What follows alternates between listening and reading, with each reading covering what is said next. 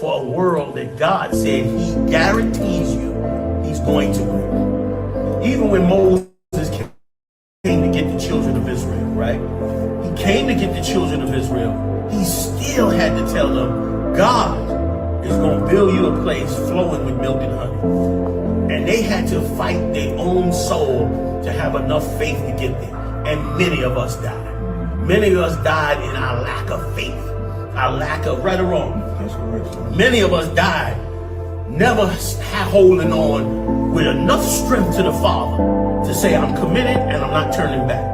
But the ones that did, they went into the kingdom of heaven. They watched miracles happen. They watched a nation be born out the ground where it was impossible to do. You trade this world for a world that God said he guarantees you he's going to bring.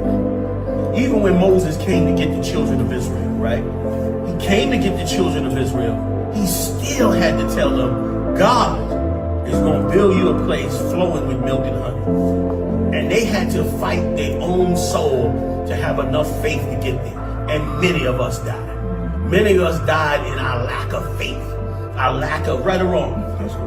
Many of us died never holding on with enough strength to the Father to say, I'm committed and I'm not turning back. But the ones that did, they went into the kingdom of heaven. They watched miracles happen. They watched a nation be born out the ground where it was impossible to do.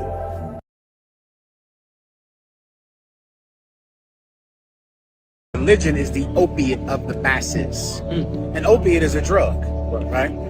The masses of people get this drug and they're high all the time. And because they're so high, they can't live productive lives. Religion is the reason we aren't serving God.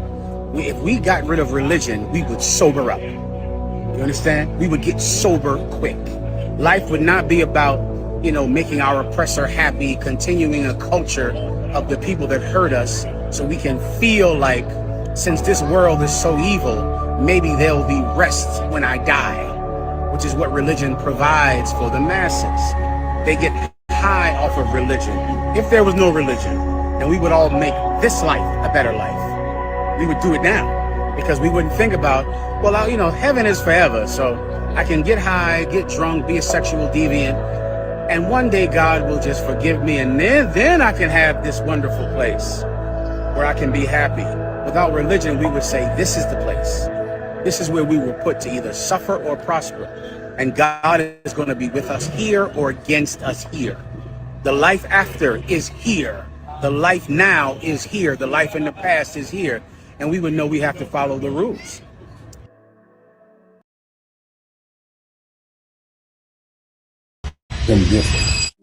Okay, so really what makes, so-called African Americans different from the Africans, it's a misnomer to think that,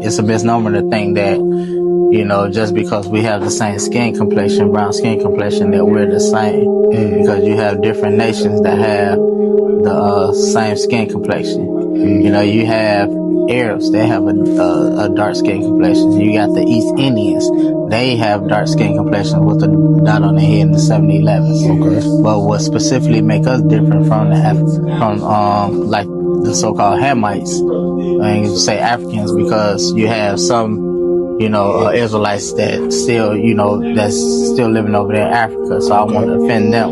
So when we're talking about the African, we're talking about the native, which would be biblically the Hamites. Okay. What makes us different from them, biblically, is they descend from Ham and we descend from Shem. Okay. And if I could, so you saying Africans is descendants of Ham? Correct. In the Bible, and black people are descendants of Shem in the Bible. Right, we'll be considered Shemites. Can you show me that? Yeah. So I'm gonna go to the Zondervan Bible Dictionary. It's a pictorial dictionary for everybody who wants to see. And I'm gonna go to, if you go to Ham.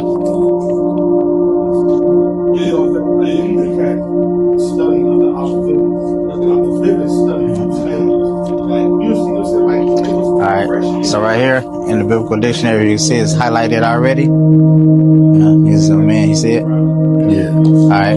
As I'm finna read this, it says Ham.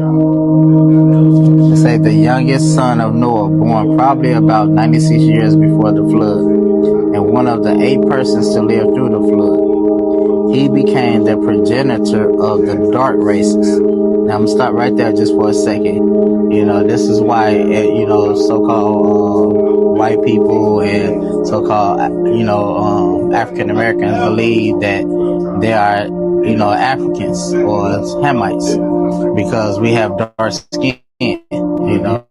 They look at our hair thinking our hair is the same, the same kind, but in actuality, their hair texture is different than ours. Their hair texture is more like sandpaper. Ours more like soft cotton and things and stuff like that. Sandpaper? Yeah, it's like sandpaper. Okay. Yeah, you can see how they, the different. They put the plates and the big bones and stuff in their ears and things and stuff. Okay. We ain't gonna do no stuff like that. Okay. So let me continue. It said he became the progenitor of the dark races, not the Negroes. So, and one key thing is that we're Negro. So when they took so-called quote unquote Africans from over in West Africa and brought them over here, they didn't say we got Africans for sale. They said we had Negroes for sale. Why? Because they knew there was a difference. Okay. So that's one of the things that you have to look at. Okay. But I'm gonna continue reading. It say, but the Egyptians, those are native Africans. The Ethiopians, those are native Africans. The Libyans, those are native Africans. And you got Canaanites, those are the native Africans. Okay. So that's what makes us different from so-called Hamites, which would be the native Africans. Okay. So when you say so-called Hamites, that's talking about Africans that we know today.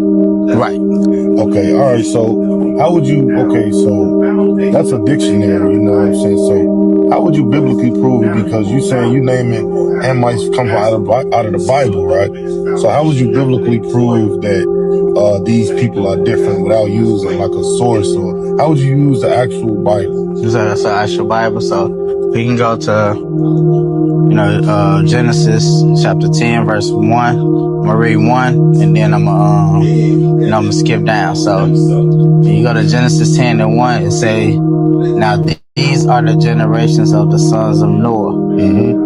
So if anybody know anything about Noah, during Noah's time, there was a flood upon the earth, the Lord caused. Okay. It wiped out all the nations, and it only saved Noah, his wife, his 3 sons, and their wife. So it's really only 8 people. And then the animals that the Lord told, Noah to gather and put on there.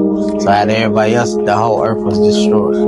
So there's nobody else left. I think everybody heard about that story. Right. So when we continue to read, it say, now these are the generations of the sons of Noah, Shem, Ham, and Japheth. And unto them were sons born after the flood. If you continue to read down, it'll break down, starting with Japheth, which was the oldest son, going all the way to Ham, which was the youngest son. And then it'll break down each one, who begat who begat who begat who. Right, okay. So, I'm gonna jump all the way down to Genesis 10 and 32, the last verse.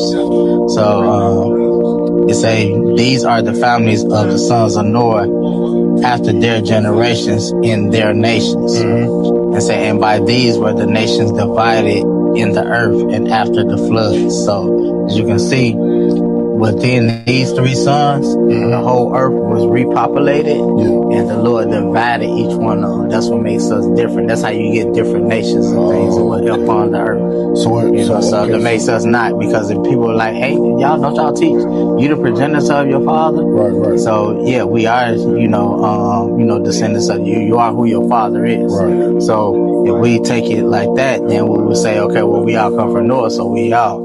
But when it comes to the Lord recognizes who is family and who is not. Okay. And as you can see right here, he divided the nations between these three sons that repopulate the earth. Okay, so basically, are you saying like it ain't really got everything to do with the way somebody looks or the way somebody may act? It's really about your bloodline and your who you come from, according to biblical biblical standpoint. Right. You know, it's more so, it's not about skin color and complexion. We don't teach colorism. That's Okay. colorism. Colorism didn't matter back in biblical times. The Okay. only time colorism really came and became a issue is when we came over here in the western part of the country. Okay. So the East, they even today, they go by tribes. They don't go by skin colors because Okay. you're going to have different skin complexion of people in all nations. Right. So you'll have some that's light skinned, some that's dark skinned, and some that's red bone.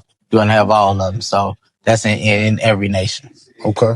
All right, for sure. Well, there you have it, Officer Royal. You know what I'm saying? You know, teaching people how black people are not Africans on a biblical standpoint and proof that comes from the what's that book again? That's the This is the Zondervan Pictorial Dictionary. They also have a compact, so if you don't want to get it because it's a little bit, a little bit more, so you want to get the compact, they got the compact also. So, And what was the definition? The definition, you just look up the word ham. Look up the and word ham. Yeah, and Right. it tells us that Africans and the Negroes is two different people. Definitely. All right.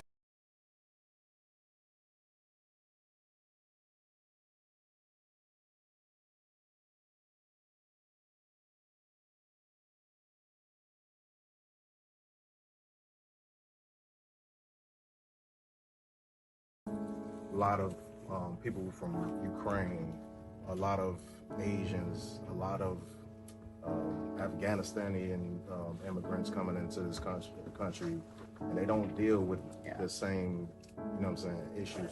How does that part of things make, affect you? Yeah, I feel like it's very personal, when you have everyone, coming here for what's considered the American dream, but you only pick on one specific race and one specific location of where, if you're Mexican, I absolutely hate you. And if you're Mexican and you look this color or you look this way, then, your dream is not valid, but this white person's dream is valid, or this lighter person's dream is valid.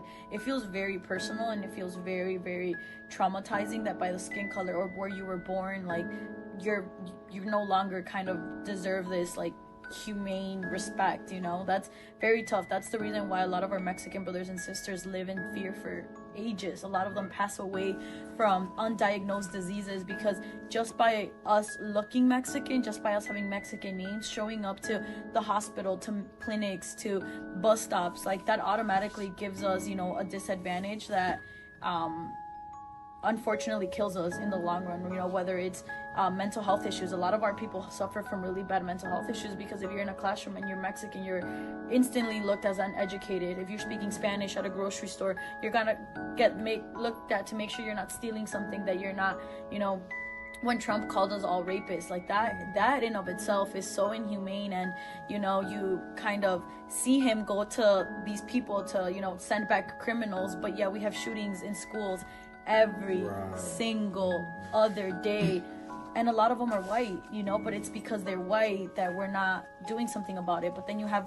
Mexicans who, after the Lake and Riley Act that was just, passed at the federal level, if you get accused, not even sentenced, if you're accused of a crime, you can be like instantly deported and detained. That's if I'm walking down the street and someone says, hey, she stole something from the gas station.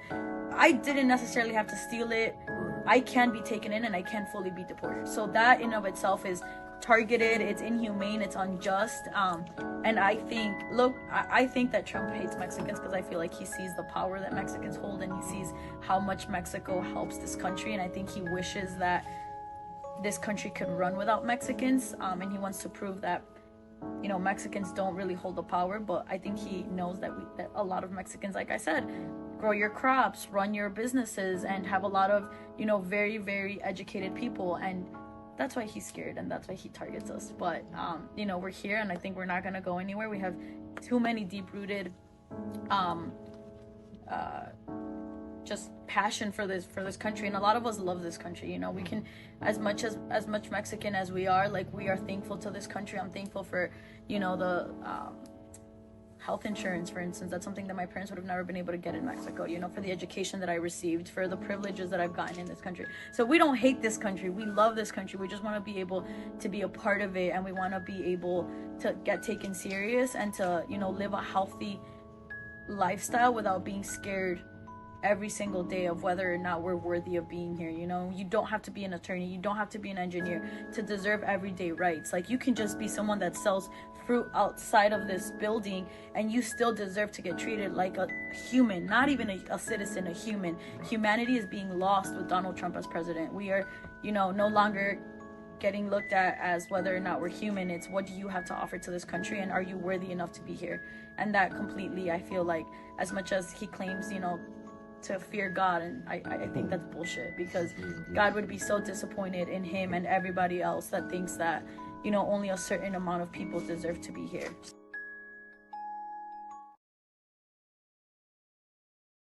I had my legs broken.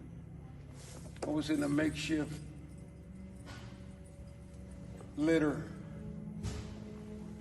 and the 16 men were on the ground praying.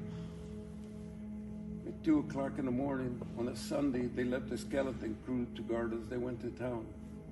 We chipped arrows. We put them on dried bamboo sticks. We made spears.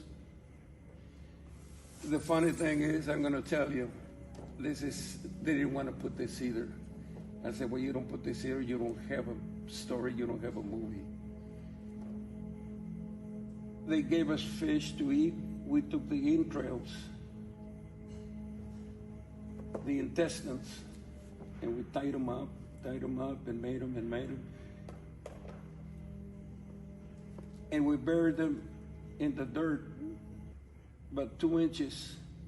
And every night we would urinate on them, keep them wet.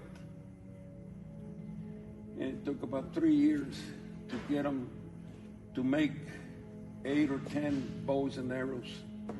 We used them to make the string for the bows. We killed our captors. That's right. We liked them. You have no idea how you feel to kill your captors, because they were kind of nice to you, some of them. And then you had to turn around and kill them, which we did. We took their AK-47s and we used them against them. And we went through the jungle. But before we left, we were praying.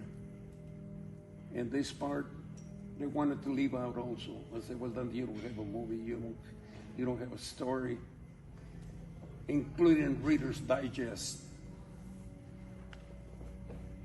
So as they were praying, down on their knees, 16 natives, I was on a litter, looking up, praying, because they were gonna drag me because I had broken knees. As they were praying, an angel about 50 feet long with his wings stretched, beautiful man, came like this through the bamboo stalks, and he looked at us, didn't say a word, didn't say anything. Within 7 or 8 minutes, he disappeared. There was a sign that we would be okay. We were, but we were treated as deserters. When we landed in San Francisco at the Presidio Army Base, which is no longer there, we were put in chains by the military police, sent to trial, and sent to labor. Life imprisonment and hard labor at Fort Leavenworth, Kansas. We were there 2.5 years when Nixon exonerated us. They called us in.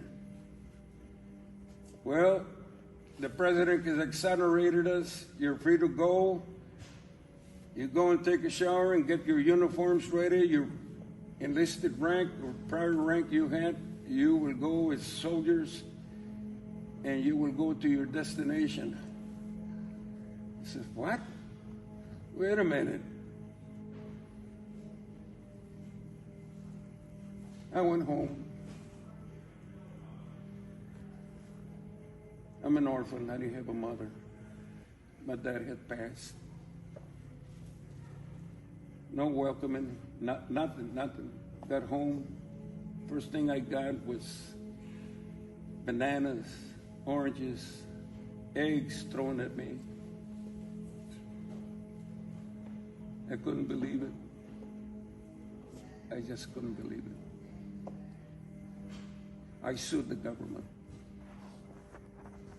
It took 35 years for them to exonerate my story, and they had to give me back pay. 6.5 years of captivity, 2.5 years of imprisonment in our own country, and injuries for my injuries. And my lawyers collected over $22 million. We had military lawyers, civilian lawyers. And I only got $500,000, and then we were taxed on that. I said, you can't tax us for combat pay. So they finally took it off. And it was one hassle after another one, after another one, after another.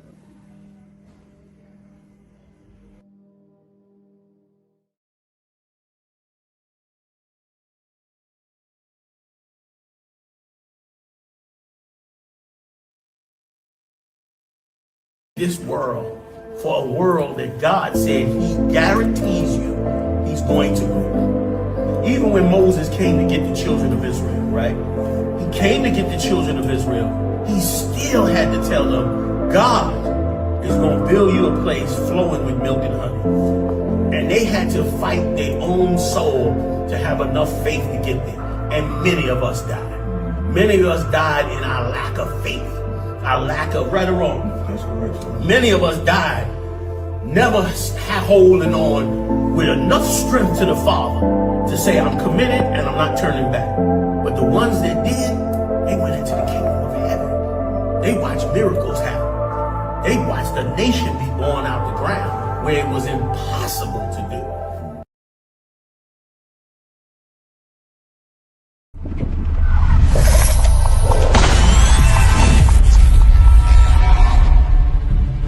You're a black Marine or a black whatever in the white man's military, that make them want to kill you more. Mm-hmm. Like when they see the uniform on you, they get an extra disdain for you. You know what I'm saying? Because they don't understand why in the hell do you want to fight for them. Cared enough about your trials and tribulations, the things that you suffered through, and how to get out of that. That's your history. You don't need a white man to have no remembrances for it. Yeah, America, you chastise the child too hard, or you create trauma.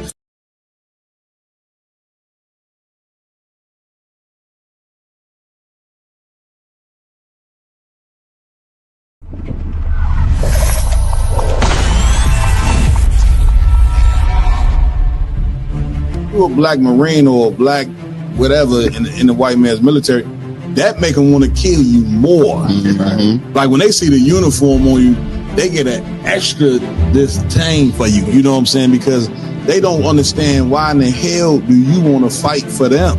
Cared enough about your trials and tribulations, the things that you suffered through, and how to get out of that. That's your history. You don't need a white man to have no remembrances for it. Yeah, America, you chastise the child too hard, or you create trauma. If you don't say nothing to the child, then you making them soft. That's it. You know what I'm saying? Like, it ain't no way for a black man to be right even when he is in that. White people that's out there that want to help black and Hispanic people, the best thing you can do is just leave us the hell alone. They are all against you. They all want to destroy you, and the ultimate goal of all of them is to put you back into slavery and subjection. Real Nigga University in 5, 4, 3, 2, let's get it. 1.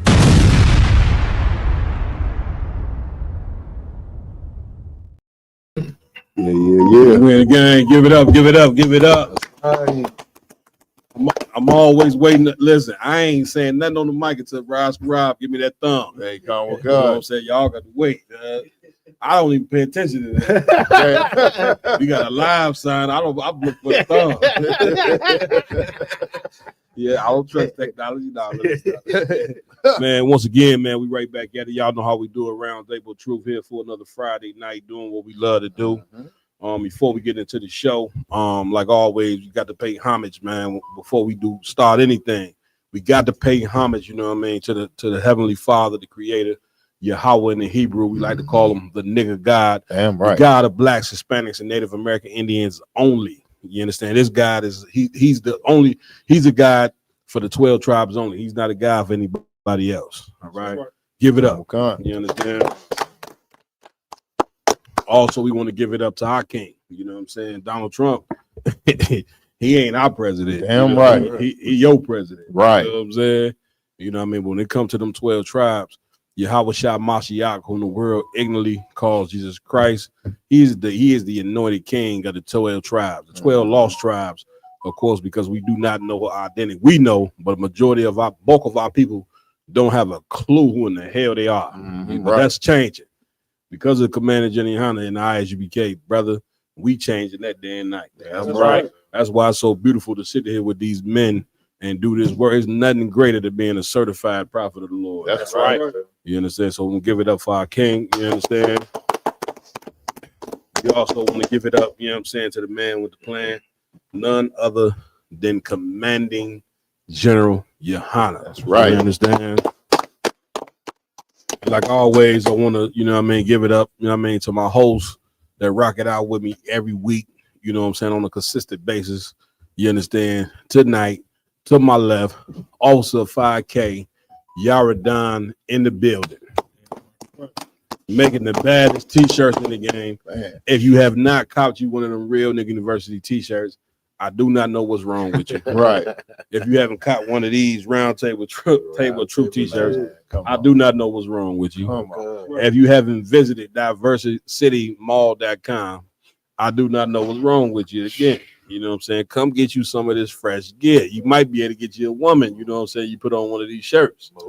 Get me right on that, Don. You know what I'm saying? So I got my last rib watching one of his hoodies. That's it. You can't tell a black and Hispanic man nothing when he get fresh. You know what I'm It's saying? like you can't tell me nothing. Now I got these fresh braids. Man, I was a hell earlier for about 4 hours, man. I was going to do the show.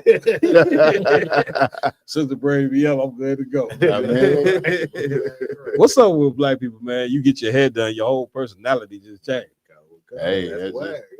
You understand? Don't let no sister get their hair done. Shit, you can't tell them that. Yeah, man. Get me right on that, man. Got him with God. You understand? Big shout out to our beautiful sisters, man. That's right. Also, in here tonight, I want to give it up. Officer Mayad, give him a hand. Filling in for Officer Lamar Yala. He's not here with us tonight. He will be with us though on a trip to Pittsburgh. We gonna be in Pittsburgh tomorrow for camp. We'll share the address and exactly where we're gonna be. Roman wanted to share that at some point in time in the show. You in the chat here, share that. We're gonna be in Pittsburgh tomorrow, man. Giving it, you know what I mean, doing what we do. Brothers broke ground there already. We're gonna go re-break the ground. Right. You see what I'm saying? Right. Midwest coming through hard. I think Detroit gonna be in the building. Cincinnati gonna be in the building. You know what I'm saying? Yeah, we coming through. Oh, you know what I'm saying? So just rolled in here late. I'm gonna dock him on this pace. Like, you know, even though we ain't handing out no checks yet. And with the freshness of this for the future checks, y'all. Future, but remember you was late that day. God damn it, October the 17th. No, we got Officer Iwalam, you know what I'm saying, in the building. And filling in tonight for Officer Makiala, we got Officer Kazaiwan in the building. Right. The brothers on the ones and twos. Officer Ramawan, give him a hand. And Officer Raz Karab. We also got Officer Azan Yaala in here. You understand? Man, y'all know how we do. What's new on the earth? I can talk to me, man. If I could, Cap.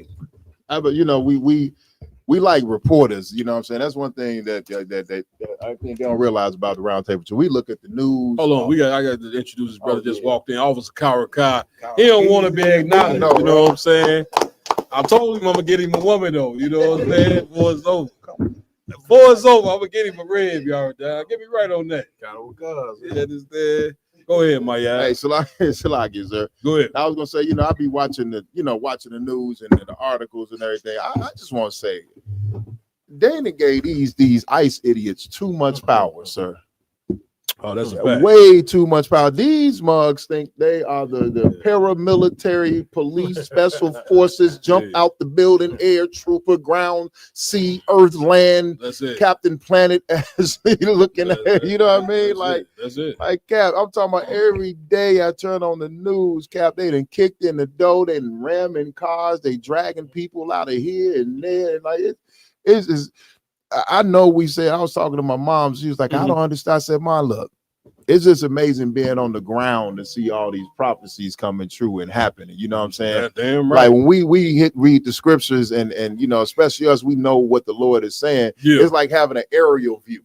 You know what I'm saying? You get the synopsis of what's going to happen, and we know the end result of the story. That's it. But actually living the day-to-day, moment-to-moment, sometimes this should be amazing, Cap. Man, listen, to be an ICE agent, you got to be a real piece of garbage. First and foremost, you know what I'm saying? Yeah, and a coward. You're wearing a mask because obviously you're ashamed of what the hell you're doing. Who in the hell you even got a mind to where you so heartless to where you're deporting, you know what I'm saying, families, you know what I'm saying, separating them from their children, dragging mothers out their vehicle, coming to people's jobs where they make a living and pulling them out the damn job. And once again, you know what I'm saying, this place is so diabolical. The so-called Hispanics, let me make this clear. America is their land, man. That's right. You understand? This land right here belonged before Christopher Columbus came. You know what I'm saying? This land right here was a land that belonged to Native American Indians and Hispanic. You know what I'm saying? Damn so right. Now say that they illegal. It just goes to show how diabolical this country. I'm coming to you. How diabolical this country is, and the people is. You see what I'm saying? And if you are if you black, you should not partaking in the mindset that white people have. Right. You understand? Like we ain't supposed to think like they think. Right. What the hell is wrong with us, man? Okay. Come on, y'all, Don. This is so heavy with your last statement was about the black people because you know what I'm saying, I just posted a video into our group chat where a young black brother, man, he getting drugged down by an ICE agent. And his mother and everybody screaming out. He's a teenager for one. And he's an American citizen. He's an American citizen. That's you know what I'm saying? But they literally, like Maya was saying, like they got Goma Powell out here. You know what I'm saying? Right. Like he Barney Fife, nigga. Right. They somebody that's really small on the inside, and they got to take a job like this to make themselves feel big. Yeah, accountable. See what I'm saying? Like this is what happened when you walk around with a 2-inch rod, man. You know what I'm saying? You got to find a job. Listen, I wasn't born with that infirmity. You know what I'm saying? You don't believe me? Come by my house by 1 a.m. You gonna hit somebody in that motherfucker. Yeah, it is there, but the point of it is that you just got to really be a small-minded piece of garbage to be doing what the hell you're doing. Right. But make no mistake, the Most High is going to get involved in this. Here. Oh yeah, you see what I'm saying? He's the Lord going. Karakata ain't got nothing to be worried about. Right. Black people, man, you got a savior. You do not have to, you know what I'm saying, think that you're gonna go out the way that these white people are trying to make us go out. You know what I'm saying? Our God is going to defend us, but the way that we get our God to defend us, man, is by coming into the truth. You see what I'm saying? Because I want, please, kind of sir. It's just on the flip side of things too. When you look at it. This is God showing you that the prophecies in the Bible where it said the children of Israel, and the children of Judah was going to be oppressed together. He's showing it in plain sight right now. So as blacks and Hispanics, the Venezuelans, the Haitians, all of us being oppressed in the same place together, and they using immigration thing to put all us in bondage. It's just a prophecy in the Bible. So of course, you know, if the Lord put it as a prophecy, he gonna fix the issue after. I was just telling y'all down on the way over here that every prophecy that the Lord said in the Bible is gonna come to pass. Right. Like the Lord don't say nothing that it ain't gonna happen. That's what I'm saying? Right. Here's the real issue as it pertains to the scriptures in the Bible is that men who do not understand the Bible have been teaching our people the Bible, which is why we in hell. That's right. And now everybody's starting to get turned on to the UPK because why? It was prophesied that you would get turned on to the prophets of the Lord. The Bible says, "Thy teachers shall not be removed into the."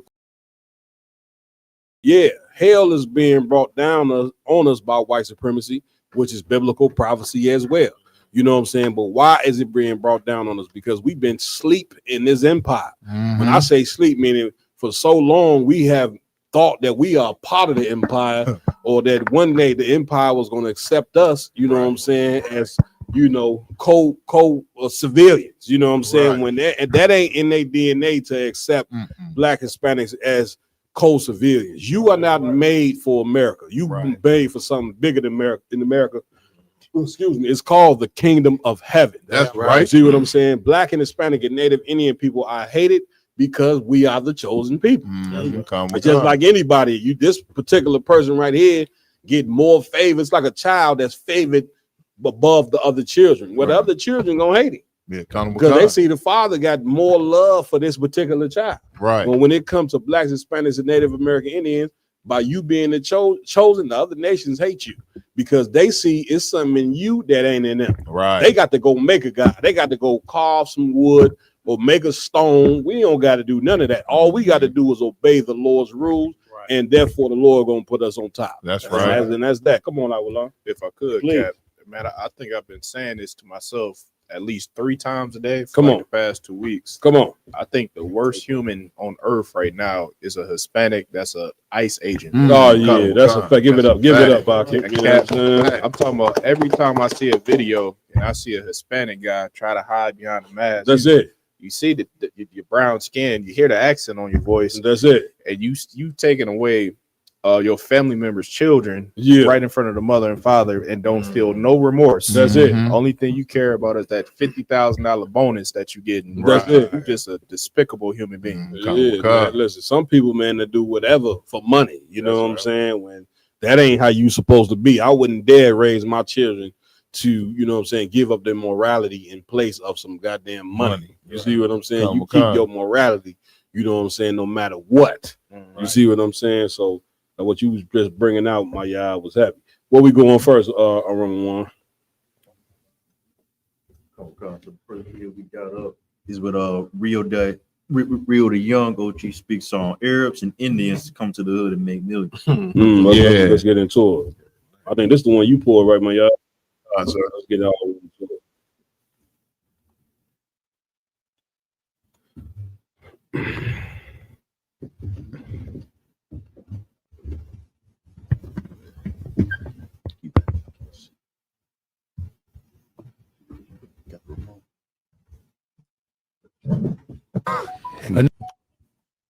We just need to buy a whole pack of black shades out, G. I don't know why we ain't did that. You know, just lose pair of shades. It's like I don't know where the hell these shades be going. The Indians and the Arabs do. They come to America with nothing. A nigga tell me ain't no money in the hood. Shit. I'm talking to the Arab that they making money off us, and he saying they make $4 million a year. How? He like, bro, y'all come in here and cash y'all checks. Y'all buy pops and beer, then bring the cans back. Come on. For the 10 cent. We go recycle them.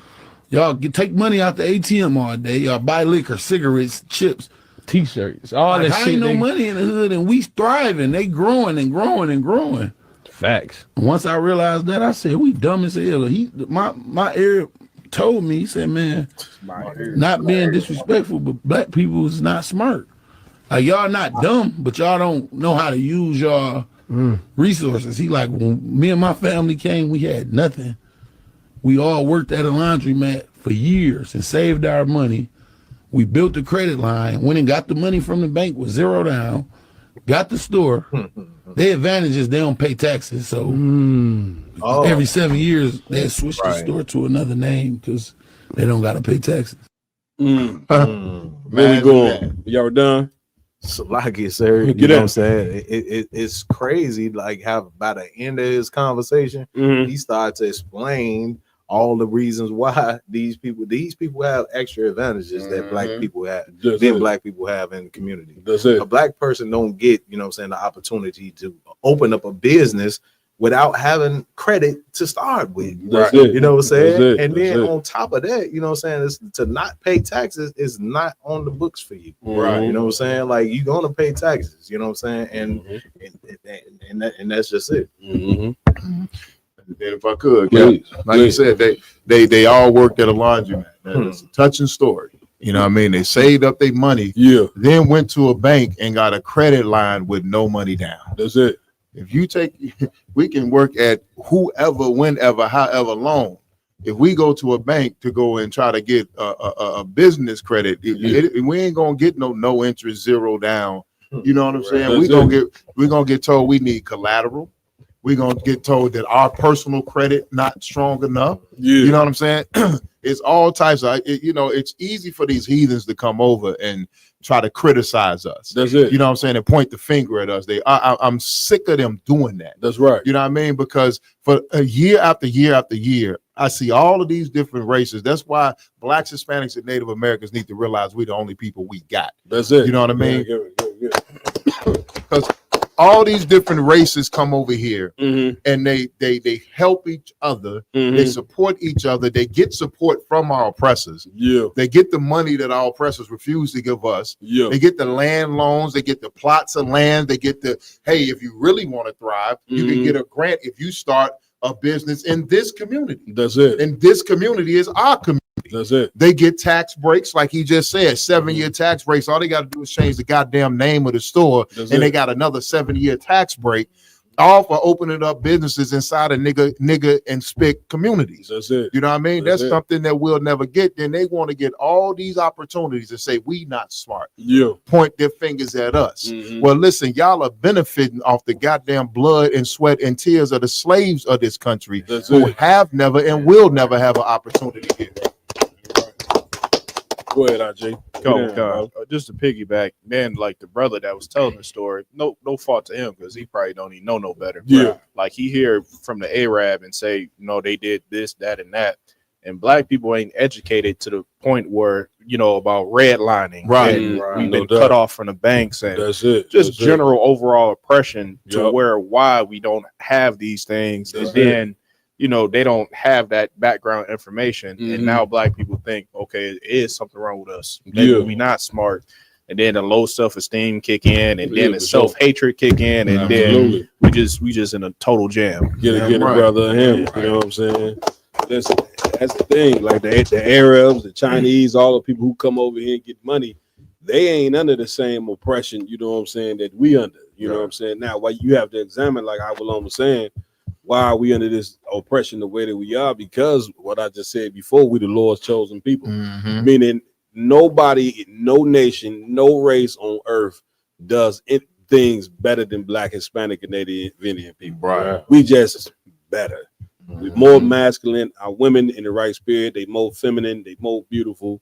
You see what I'm saying? We build things, we innovators, we inventors, you know what I'm saying? I mean, we everything to this particular earth. And what happened was we built and during the time when this country was in a depression, we built up Black Wall Street. Sister became a millionaire from selling hair products during the time when the country was in depression. Meaning white people was in poverty, you know what I'm saying? They had to look at you niggas, you know what I'm saying, making money and trying to figure out how in the hell are you doing it? Because a black man will come up with 10 different ways to be able to make some money. These other nations, they can't do that. You see what I'm saying? They can't come up with ways to make money like you can. You see what I'm saying? And so when we was doing, when they did give us the liberty to do these things, guess what transpired? They came and dropped bombs on Black Wall Street. You see what I'm saying? They found a way to ostracize black people have been under the worst terrorism that you can even just do your research.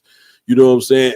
You don't know these things because you didn't sat in the school with white people and been uneducated on all the little things that America has. You think white supremacy and Donald Trump just started yesterday? You think they hatred for us just started a few years ago? This man been the whole time we was here.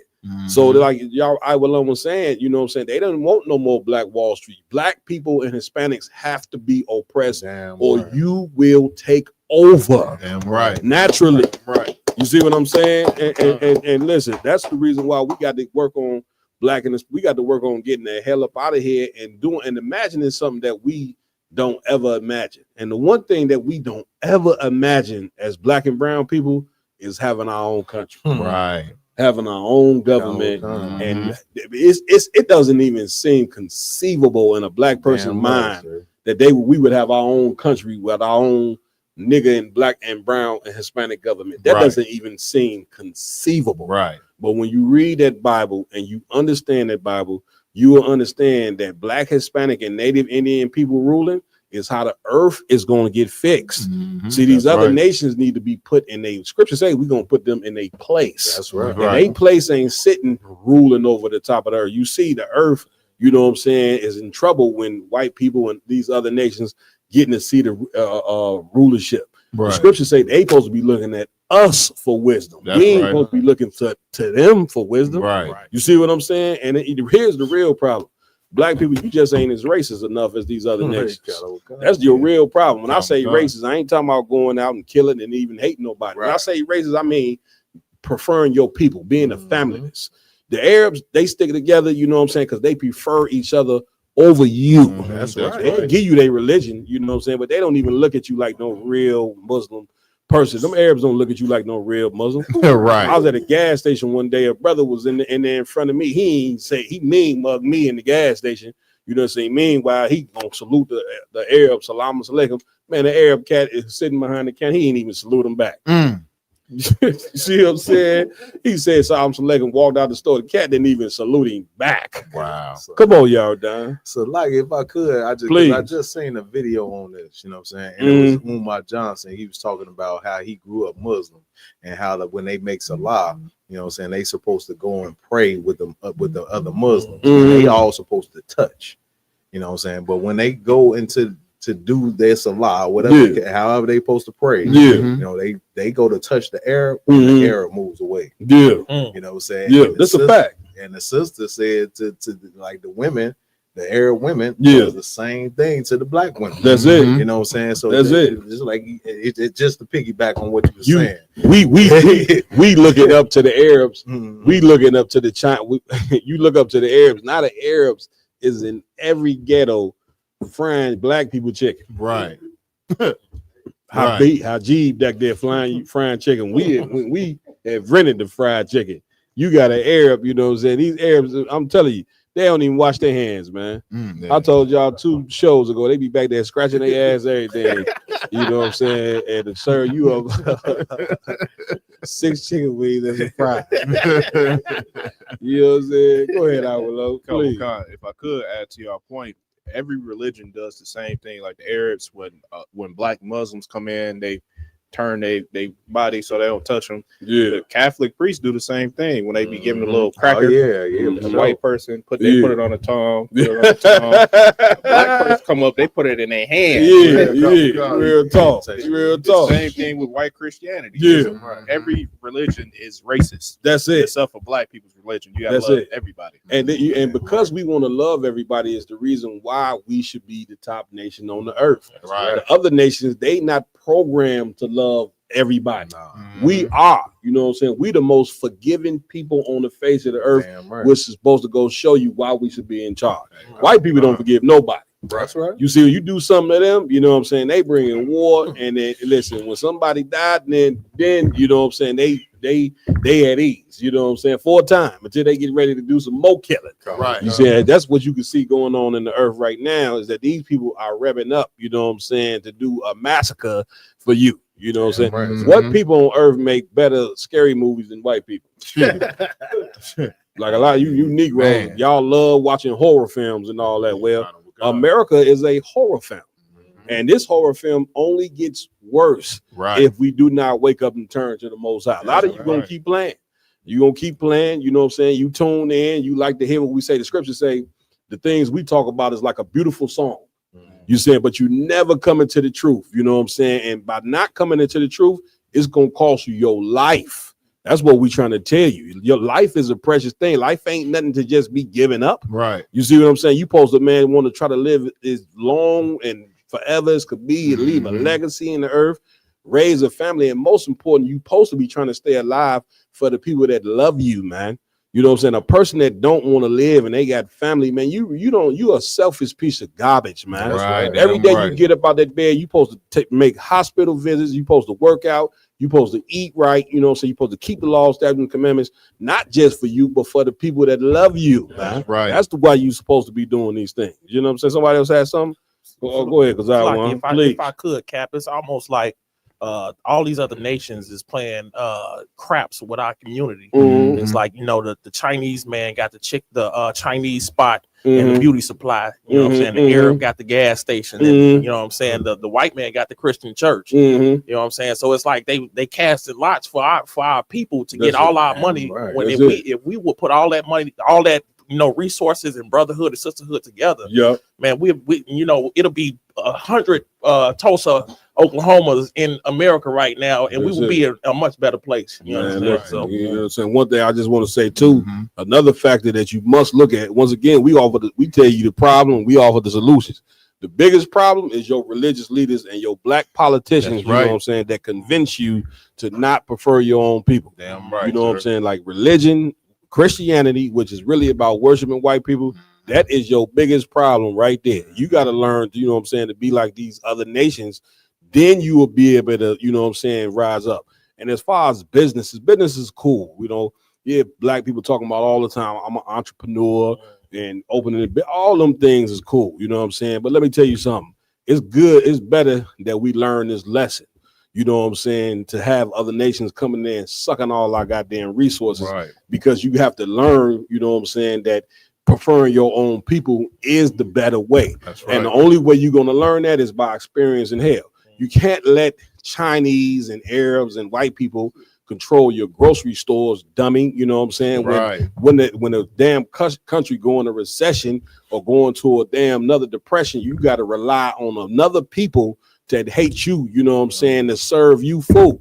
That is the dumbest thing possible. So you think that if this country's economics fall and we really get in a dire situation, do you think the same Arab corner stores you going to gonna look out for black people more than they people in their community? Them stores gonna be closed. You see what I'm saying? Them grocery markets you go to, they're gonna be closed. They're gonna be feeding their own. This is why you don't let another people. Scriptures say, you know what I'm saying, a man that have to rely on another man's table is not a man. Remember that scripture I just shared with you the other day? You don't rely on another people's table to feed you and clothe you. That's the worst thing that you can do, which means what we always tell you in ISBK, Martin Luther King and them civil rights ladies, Bayard Rustin, you know what I'm saying? This cat was a full-out homosexual. Right. You know what I'm saying? These cats were idiots, man. The civil rights leaders telling you to join the people that hate you. What these people was the biggest idiots on the face of God Green's earth. Now we scrambling. Now you understand? Now we scrambling and we realize, you know what I'm saying, us giving up, you know what I'm saying, our resources to another people. Now we realize it was a mistake. You see what I'm saying? But here's the one thing I want to say. Most importantly, that's cool. We'll get the businesses back and all that. But what's most important that we must have is the law, statutes, and commandments first. That's right. You see what I'm saying? Right. It doesn't matter how many black entrepreneurs it is, how many Hispanic entrepreneurs it is, how many black businesses we got, how many black millionaires and billionaires.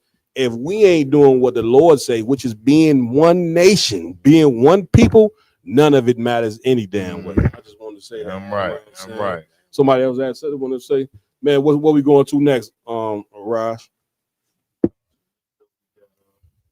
We got DJ Envy with a little Kim Kardashian opens up about co-parenting with Kanye West. Let's get it. Good night. Co-parenting. Right. Co-parent. Something the white man came up. Right. You're supposed to be parents, not co-parents. Co-parents. Big, dumb, stupid idiots. Brought to you by a scent that's made a legendary comeback. Degree Original Cool Rush. The OG is back and better than ever. Whether you're number one is saying that Kanye West has not seen or heard from his kids in months. And she sat down on the Call Her Daddy podcast and got into what it is like co-parenting with Kanye. Let's take a listen to Kim on co-parenting. Can we talk about the state of you and Kanye's co-parenting relationship? It's not easy. I mean, I raise the kids, you know, full time. They live with me, and I welcome a great, healthy relationship with my kids and their dad. And I think he knows that. I push for it all the time, but I also protect them when it's time for that. And it goes in waves and phases, and it's a lot of work. But I have the best memories and the best relationship, you know, with my dad. And even like, I love that, you know, I see Tristan puts, you know, their kids to bed every night and takes them to school every day when he's not, you know, in season. So I just welcome. How demonic this place is, man. Go ahead, Ramon. Please. Just listening to what you said. Yeah. Co-parenting, like you said, is made up by the white man. Yeah. But it's only here, so it won't be a dominant.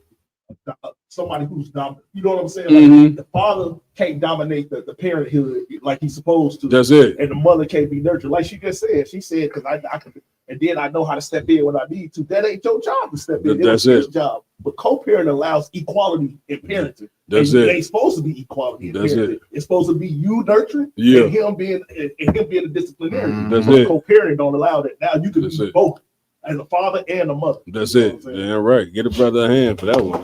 Come on, because I want to get into it. Slocky, if I may, Please. now while she's saying all this about her taking care of the kids, I just want to read what Northwest said. What Kim said, Northwest said. This was 2 years ago. What she it said. Kim Kardashian recounted what her daughter said after visiting her dad's home. According to Kim, North said, "Dad is the best. He has it all figured out. He doesn't have a nanny or a chef or security. He lives in an apartment." Northwest reportedly cried. Her mother saying, "Why don't you have an apartment?" Like, you can tell that these kids really love their father. And she just, all she doing is throwing a nanny, throwing a chef out there, doing all these things to make it seem like she's taking care of the kids. When Kanye is even humbling himself so he can have more time and show that had that small space with his children. That's it. You know what I'm saying? So go ahead, my Hey, Cap, if I could, Please. man, this wicked female dog is a liar. Mhm. She's a straight liar, Cap. And then Kim Kardashian, Officer 1000, my yard at the ISUPK, Commander General Hunter says you are nothing but a dirty, stinking heathen liar. Because just several months ago, last year and several months ago, Kanye was begging to see his children. The brother was having mental breakdowns and meltdowns, you know what I'm saying, online and in interviews because she was refusing to let the brother see his children. Well, I thought a black man getting to a bag eliminate those problems. Right. I thought Kanye is a billionaire. You mean to tell me he got the same nigga problems I do? Shit, what's the point of me even going to get a million then? I thought a million me getting to a bag supposed to eliminate these nigga problems. But I guess not. Go ahead, my y'all. Hey, Sluggy, so just like as she's sitting there talking about, oh, you know, Kanye hasn't seen his kids in months, and I encouraged him to visit and encourage this and encourage that. She has been the devil that is in her blood. She has been the white she devil that she is, Cap. Because all of that is a lie, and all of that is geared up to have our sisters out here thinking that this co-parent crap is really the way to go. You know what I mean? Because if Kanye can co-parent with Kim, why can't you co-parent with me? You know what I mean? Co-parent is go ahead. I'm sorry. No, it's like, sir. Co-parent is very diabolical because all you doing is you're gonna raise a child that you know experiences trauma. They're gonna be a hurt individual, and most people gonna repeat the same thing that's been done to them. Right. You see what I'm saying? Like I never read when the Bible and where the Lord sanctioned being a co-parent. Right. You see what I'm saying? The scriptures don't say that. When the Lord is hates divorce. You know what I'm saying? Matter of fact, divorce is not permitted. You know what I'm saying in the Bible, and it's not permitted for a reason. And a lot of people, you know what I'm saying, man or woman, you know what I mean, they decided they're going to leave the marriage and destroy the kids because they're not happy. You know what I'm saying? Unfortunately, you're an adult now. You're not a child. Only a child expects to be happy all the time and get ice cream and toys. Here you are, full out adult, you know what I'm saying, destroying the fabric of a family because you're not happy. You see what I'm saying? Nobody gonna be happy 365 days out the goddamn week. Right. You see what I'm saying? Right. The biggest problem with co-parenting is is first of all, what it acknowledges is these two parents are at odds. You see what I'm saying? Which means they at war with one another. You know what I'm saying? So how in the hell you expect to raise a healthy child when the mother and the father is at constant war with one another? Right. I'm talking about co-parenting. Once again, the Most High's way is better than what the white man says. The white man don't know how to build no society, man. That's right. That's why his society is, you don't see it, it's falling apart. This place is falling apart because this is a God-forsaken, but then God-forsaken place. It makes my skin crawl every time I hear somebody say, God bless America. You out of your damn mind. Right. The Lord is finna get ready to plague this place like something you cannot believe, because it's so much evil that go on in this place. And you gotta say, well, why does evil prosper? Evil prospers because the righteous decided one day that they was not going to obey the Most High, and God said, I'm gonna send you in slave ships in slavery. And brother, he sent us to the most diabolical slavery that has been ever. I mean, this slavery is on another level to where the people who in slavery right now don't even know they slaves. Right. They won't even. You as a black person, they in slavery. They gonna tell you, nigga, hell no. You know what I'm saying? I got a passport. I can go where I want to go. Do what I want to do. But here's how this sophisticated slavery works. This slavery right here works, you know what I'm saying, by mental. It's like mental shackles. And then the fact that black and Hispanic people, you keep gravitating towards this co-parenting, all you doing is going to keep destroying the children. And I thought everybody was supposed to love the kid. Right. But what you find out is some parents are so selfish, and so disgusting, they don't give a damn about no kids. You understand? What they care about really is themselves. You see what I'm saying? So I just wanted to say that. Y'all done, I'm coming to you, Rama. Go ahead. Yeah, if I could, sir, just to piggyback on what you're saying about Kim K. Kim K is literally giving, you know what I'm saying, like what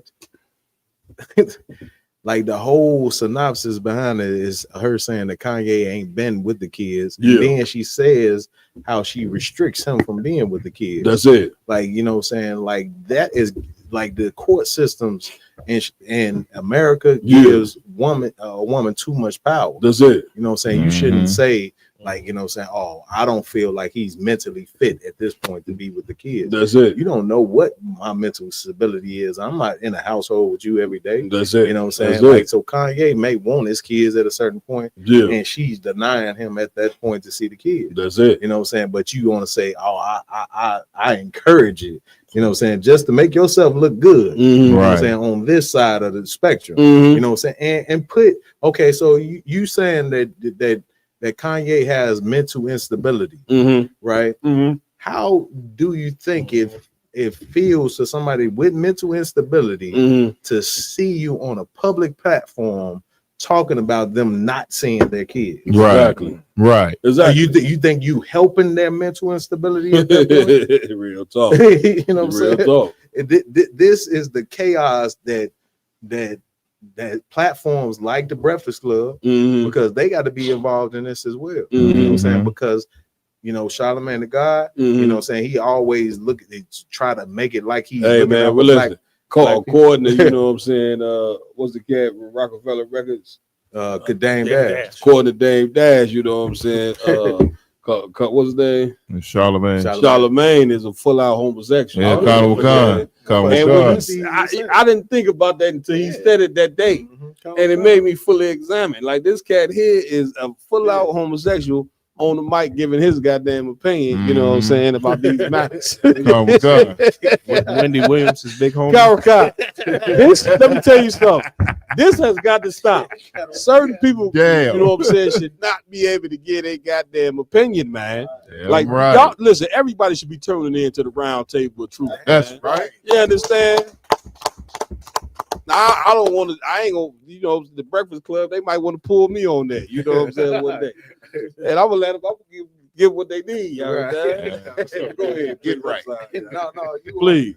You exactly on point, but the Breakfast Club, they pump situations like that because it you know what I'm saying, it adds to the people that they want to ostracize. Mhm. You know what I'm saying? Just like they want to ostracize Dame Dash. They don't want to talk about the positive things that these people have brought to the community. They want to talk about all the negative, you know what I'm saying, to put black men in a negative light. Right. You know what I'm saying? And this is the same thing. And Kim K is on there talking about how, you know what I'm saying, like Kanye is unstable mentally, but at the same time, you know what I'm saying, ostracizing him about his fatherhood in front of everybody. Like that's gonna be the resolution. Right. Fix the problem. Right. Salaki, I just want to bring up this thing. The sister, she said exactly what I was gonna say. Kaniya, ISUBK. Her daughter's gonna see that videotape that she had with Ray J. So as much as she want to beat down her Kanye about all the stuff she do, all the stuff he doing, and try to demoralize him as a man, she gotta understand that her kids gonna grow up watching her demons. See the demons that she had. Right. She wasn't that great either. She wasn't mentally in the right place either. That's it. And she grew up on TV. They gonna see all the men she had. Shows, countless of shows where she had men on this show. The next season she got another man. The next season she got another man. Next season, like you talking about Kanye West when you are really, to be honest, unstable, bad example for your daughter. Damn right. Listen, I'm coming to you because I want. Listen, and here's the thing, man. For you brothers that like Kanye West that deal with that type of situation, here's the reason why having wisdom, you know what I'm saying, is more important than money. Because Kanye got all the money in the world, but he don't have the wisdom. Meaning this, he don't know what woman to pick. You know what I'm saying, to where he won't be co-parents. You see what I'm saying? Like it's a certain woman that ain't worthy of being no mother. You know what I'm saying? It's a certain woman that's gonna put you on child support. It's a certain woman that's a narcissist and that's gonna, you know what I'm saying, put you through all type of hell and see your kids and why it was done to her. She gonna do the same thing. It's like a broken record over and over and over. The way that you correct a broken record is you just can't lay down in the bed with anybody and have children. This goes for men and women. Right. See what I'm saying? You got to make sure that this person, you know what I'm saying, believes in being a parent and believes in being together forever. That's number one. Being together forever means that this man and this woman, they together forever because they fear the Most High. If you don't get with a woman that fears the Lord, brother, look out. It's like taking the crapshoot. You a woman, you don't get with a man that fear God, listen, it's a crapshoot. You're gonna be like that sister we played last week, you know what I'm saying, when she walked in that house, you know what I'm saying, and there was a homosexual giving up man some head in that joint. And she ran out that room, you know what I'm saying? That why? Because that man she with don't fear the Most High. That's what, you see what I'm saying? And when a person don't fear the Most High, they substance to do anything. You see what I'm saying? This is why that's why in the ISUBK we have courtship. Courtship is to get to know if this particular person is for you or not for you. Right. You see what I'm saying? So if you lay down in the bed with just anything because a person, look, Kim Kardashian, she made that video before he got married to her. You know what I'm saying? Like, who was around to advise Kanye West? You know what I'm saying? Somebody was supposed to told his brother, man, you don't get in the bed with this diabolical, nasty monster. She's a hoe. Right. You see what the hell you think a hoe gonna do? A hoe can't stay with no man. Right. You know what I'm saying? She got a time clock. She just like a itch. She like, damn, I've been with this nigga too long. You know what I'm saying? Normally, shit, I rotate every 2 months. Right. He's been trying to hold on. The more he loved me, the more I hate him. Oh no, this ain't gonna work. I got to go hold.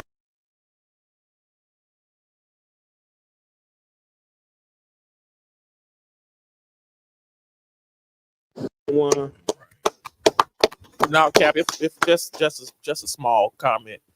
What she's doing right now is the same spirit that's on the sisters in our community now. Like how she's talking down on this brother, making it seem like I'm doing everything for the kids, and the father ain't coming around when they are the ones that's not allowing the father to come around. Like this is a devil spirit that is being pushed on our sisters. And of course, her main platform is black people because she done screwed every black man in the industry. That's it. So like this, even this right here is an illusion to think that she's actually caring about the kids to talk about this. She's actually pushing this agenda on our black women in entertainment. Let me tell you something. Here's the sad part. You know what I'm saying? Less them kids coming to the truth, all they're gonna do is do the same thing that Kim Kardashian do. Even though they hate what she doing, but sometimes, man, people, you know what I'm saying, the thing that they hate, they become. Right. They become what they hate, and it's just a cycle. Come on, y'all done. I just got one fact to bring out about Please. this whole situation. You know what I'm saying? Because, you know, in the black community, like just like you said, they say, you know what I'm saying, you get to the bag, that's the most important part of the issue. Right? Yeah, right. So Kanye West pays $200,000 per month in child support to Kim Kardashian. Good night. 200 things. Go ahead, RJ. Maybe not. I was gonna say I think Kim Kardashian got more money than him. But that's the reason why she's saying saying this like she's saying this to a judge on this podcast. Right. She's saying like the kids are with me. I'm raising the kids. She's saying this like a businesswoman. You know what I'm saying? Because it don't matter who makes what. Right. It matters who's spending the most time with the kids, and whoever spends more time with the kids is who reap the benefits of whatever monies that's being brought in from either side. Right. So now she take that 200,000 and go spend it on some other nigga she land with. That's what's so diabolical, Karakar, you know what I'm saying, about, you know, child support, you know what I'm saying. You paying child support, you know what I'm saying. Her new man, she get the child support money. She get this nigga $250 to go get a new outfit. You know what I'm saying? With your money. You see what I'm saying? Right, nigga, I'm coming to you. Nigga need a new PlayStation or whatever. She now this woman then left you. A lot of times, you know what I'm saying, the woman then left you and you got to pay for her leaving. Right. You hear that? Right. You got to, she left, broke up the family, and you got to pay her for leaving. She taking the money, you know what I'm saying, paying for her. The new nigga ain't got a job. Black Tony, like Jordan Muhammad said. All he doing is coming through land and ride. That's you know it. what I'm saying? And she paying for this nigga's haircut with your money. And you want to tell me, you know what I'm saying, as a man, that this place ain't diabolical? You know what I'm saying? And that you mean to tell me that this once again, people get comfortable with being sick.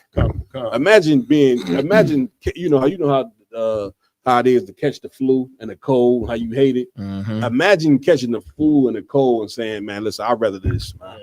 I don't want to take no medicine. I don't want to feel healthy. I just want to remain with a fever and a cold. Because you couldn't even imagine that, could you? Nah, sir. That's us here in America. We so sick mentally. Then, man, we rather this. We think the sickness that we live in, this is normal to us. Co-parenting. They even Usher made a song about it. Made it seem like co-parenting was a beautiful thing. Even though we ain't make it together forever, we best friends now. Yeah, all right. You best friends with the motherfucker who destroyed your family. Are you kidding me? What we talk about here? That's crazy. Come on, because I want. No, I was just gonna say, can you please just break down how the average income for a black family is like $40,000, $50,000 a year, but this child support decision is that these kids deserve $200,000 a month to take care of these kids. You know that money ain't going to them kids. It's really to make her richer. You know what I'm saying, and to make him, who in the hell? I don't give a damn how many billions he got. $200,000 a month. Like this place is diabolical, man. And it got to go. You know what I'm saying? So Kanye, man, you ain't got no choice, man. Your only option, Kanye, is coming to UPK. You sat down with Captain Zazaria. You know what I'm saying? You brothers, you know what I'm saying, gonna have to really examine SUPK is all about. Damn right. You know what I'm saying? You're gonna have to sit down and examine, man. And listen, you will see we the brothers, you know what I'm saying, that's gonna show you the right brotherhood to fix you. Come on, Roman. Right.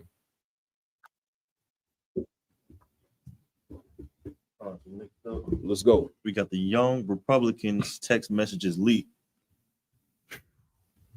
The real side of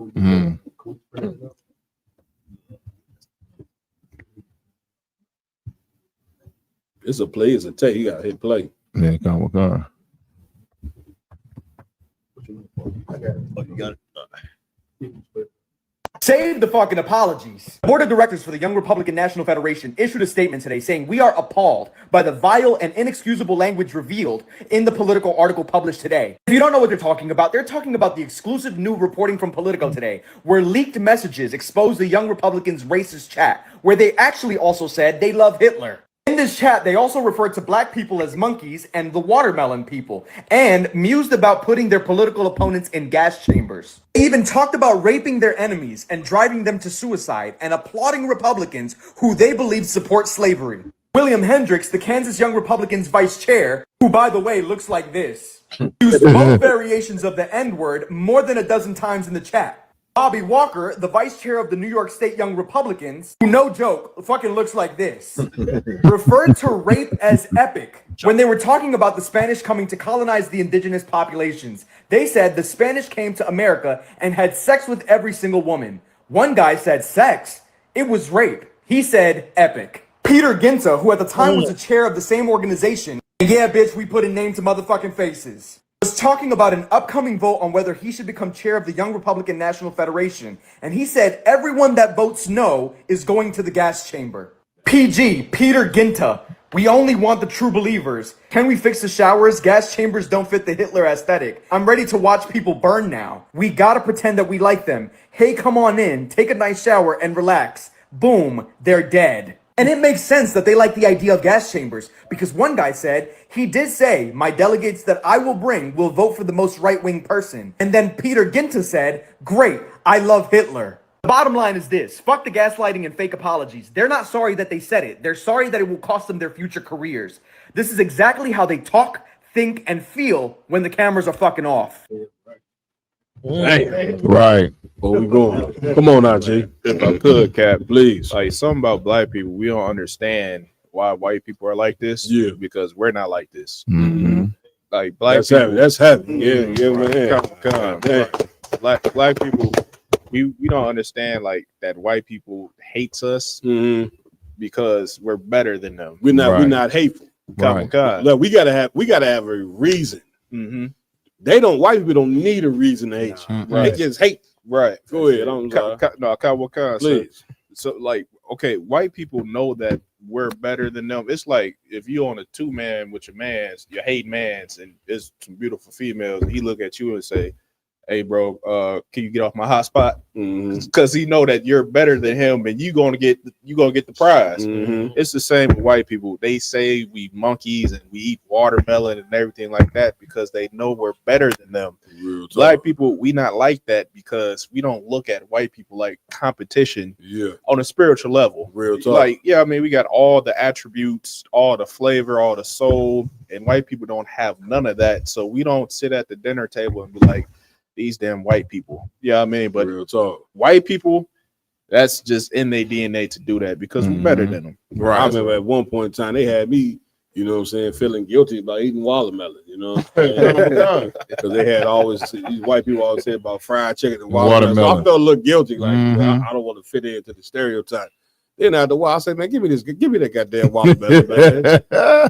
You see what I'm saying? Which is what we have to do, you know what I'm saying, as a people. I'm saying what I'm saying in this regard, meaning we have to love being us. That's right, sir. If we love watermelon and fried chicken, then goddamn it, shalom. Damn right, sir. You see what I'm saying? You think I give a damn about a white man making fun of us because we like watermelon and fried chicken?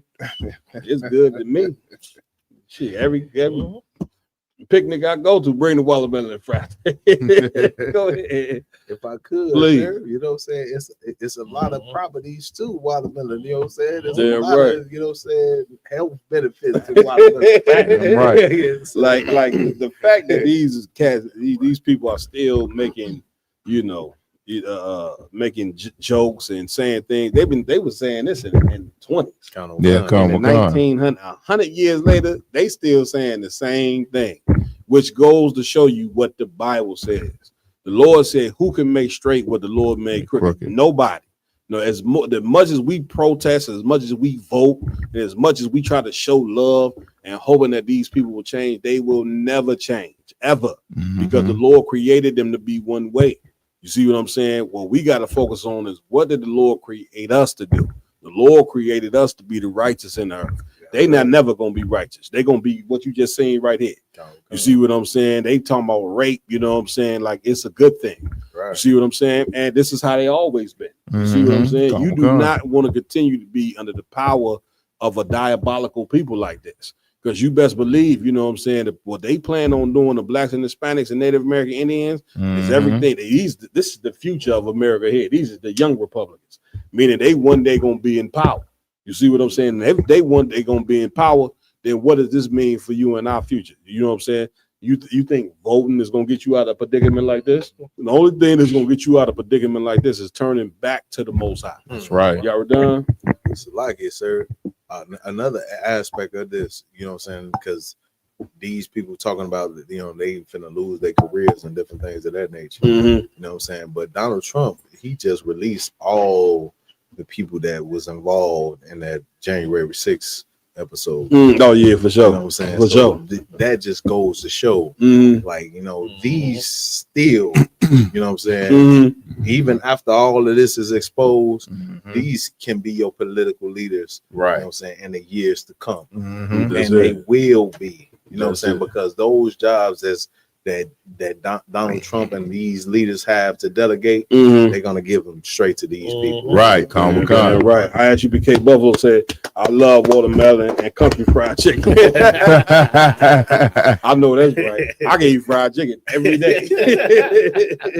It's a lock, you know what I'm saying? But what you saying, Yaradan, is right on point. You know what I'm saying? And man, we better wake up. Right now, as you can see, white supremacy didn't turn on a light switch of racism. That black, it's like somebody turn on the light and you not ready. You know how you wake up and you ain't ready for that light. Black and brown people, you're not ready for this light of light switch of white supremacy that's been turned on. You still in the days, right? You still trying to adjust to what level these people on. But here's what I'm gonna tell you. You better adjust real quick to what level that these people are on. You know what I'm saying? Because if you're gonna find yourself, you know what I'm saying, in a damn detention. These detention centers, man, you can only imagine what you think going on in these detention centers, black and brown people.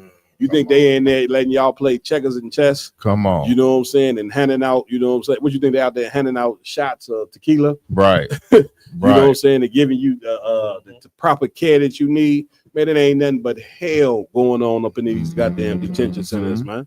You better wake up. Come on, y'all. Hey, Cap, and just to show how diabolical our oppressors are, I saw this earlier. Shout out to Captain Tazaryak, of course. You know what I'm saying, for bringing this up. But I found the article. So it's the vice president, J.D. Vance, right? He's making excuses for these Republicans, for these young Republicans, as they call them, right? Come on with it. So he says, J.D. Vance comes in defense of young Republican leaders who are under scrutiny after hundreds of racist and hateful messages reported in their group chat. This is what he said, quote, "The reality is that kids do stupid things, especially young boys." Now, you know what I'm saying? Ain't nobody gonna, kids do stupid stuff. Young boys, young men, you know what I'm saying? Teenagers, they do stupid things. Right. Well, shout out to Captain Desire, because he said none of them were kids. Samuel Douglas is 27. Annie Katie is 28. Alex Dwyer is 29. Peter Goody, whatever, is 31. Joe Maligno is 35. And Vance himself is 41.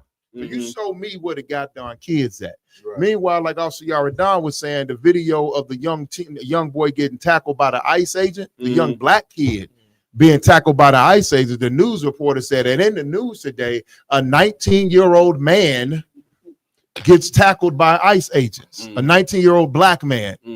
You're a grown man at 19 when you black. Right. But when you 27, 28, 29, 31, and 35, you still a kid and a young boy. It's a double standard. You see what I'm saying? Here's the thing.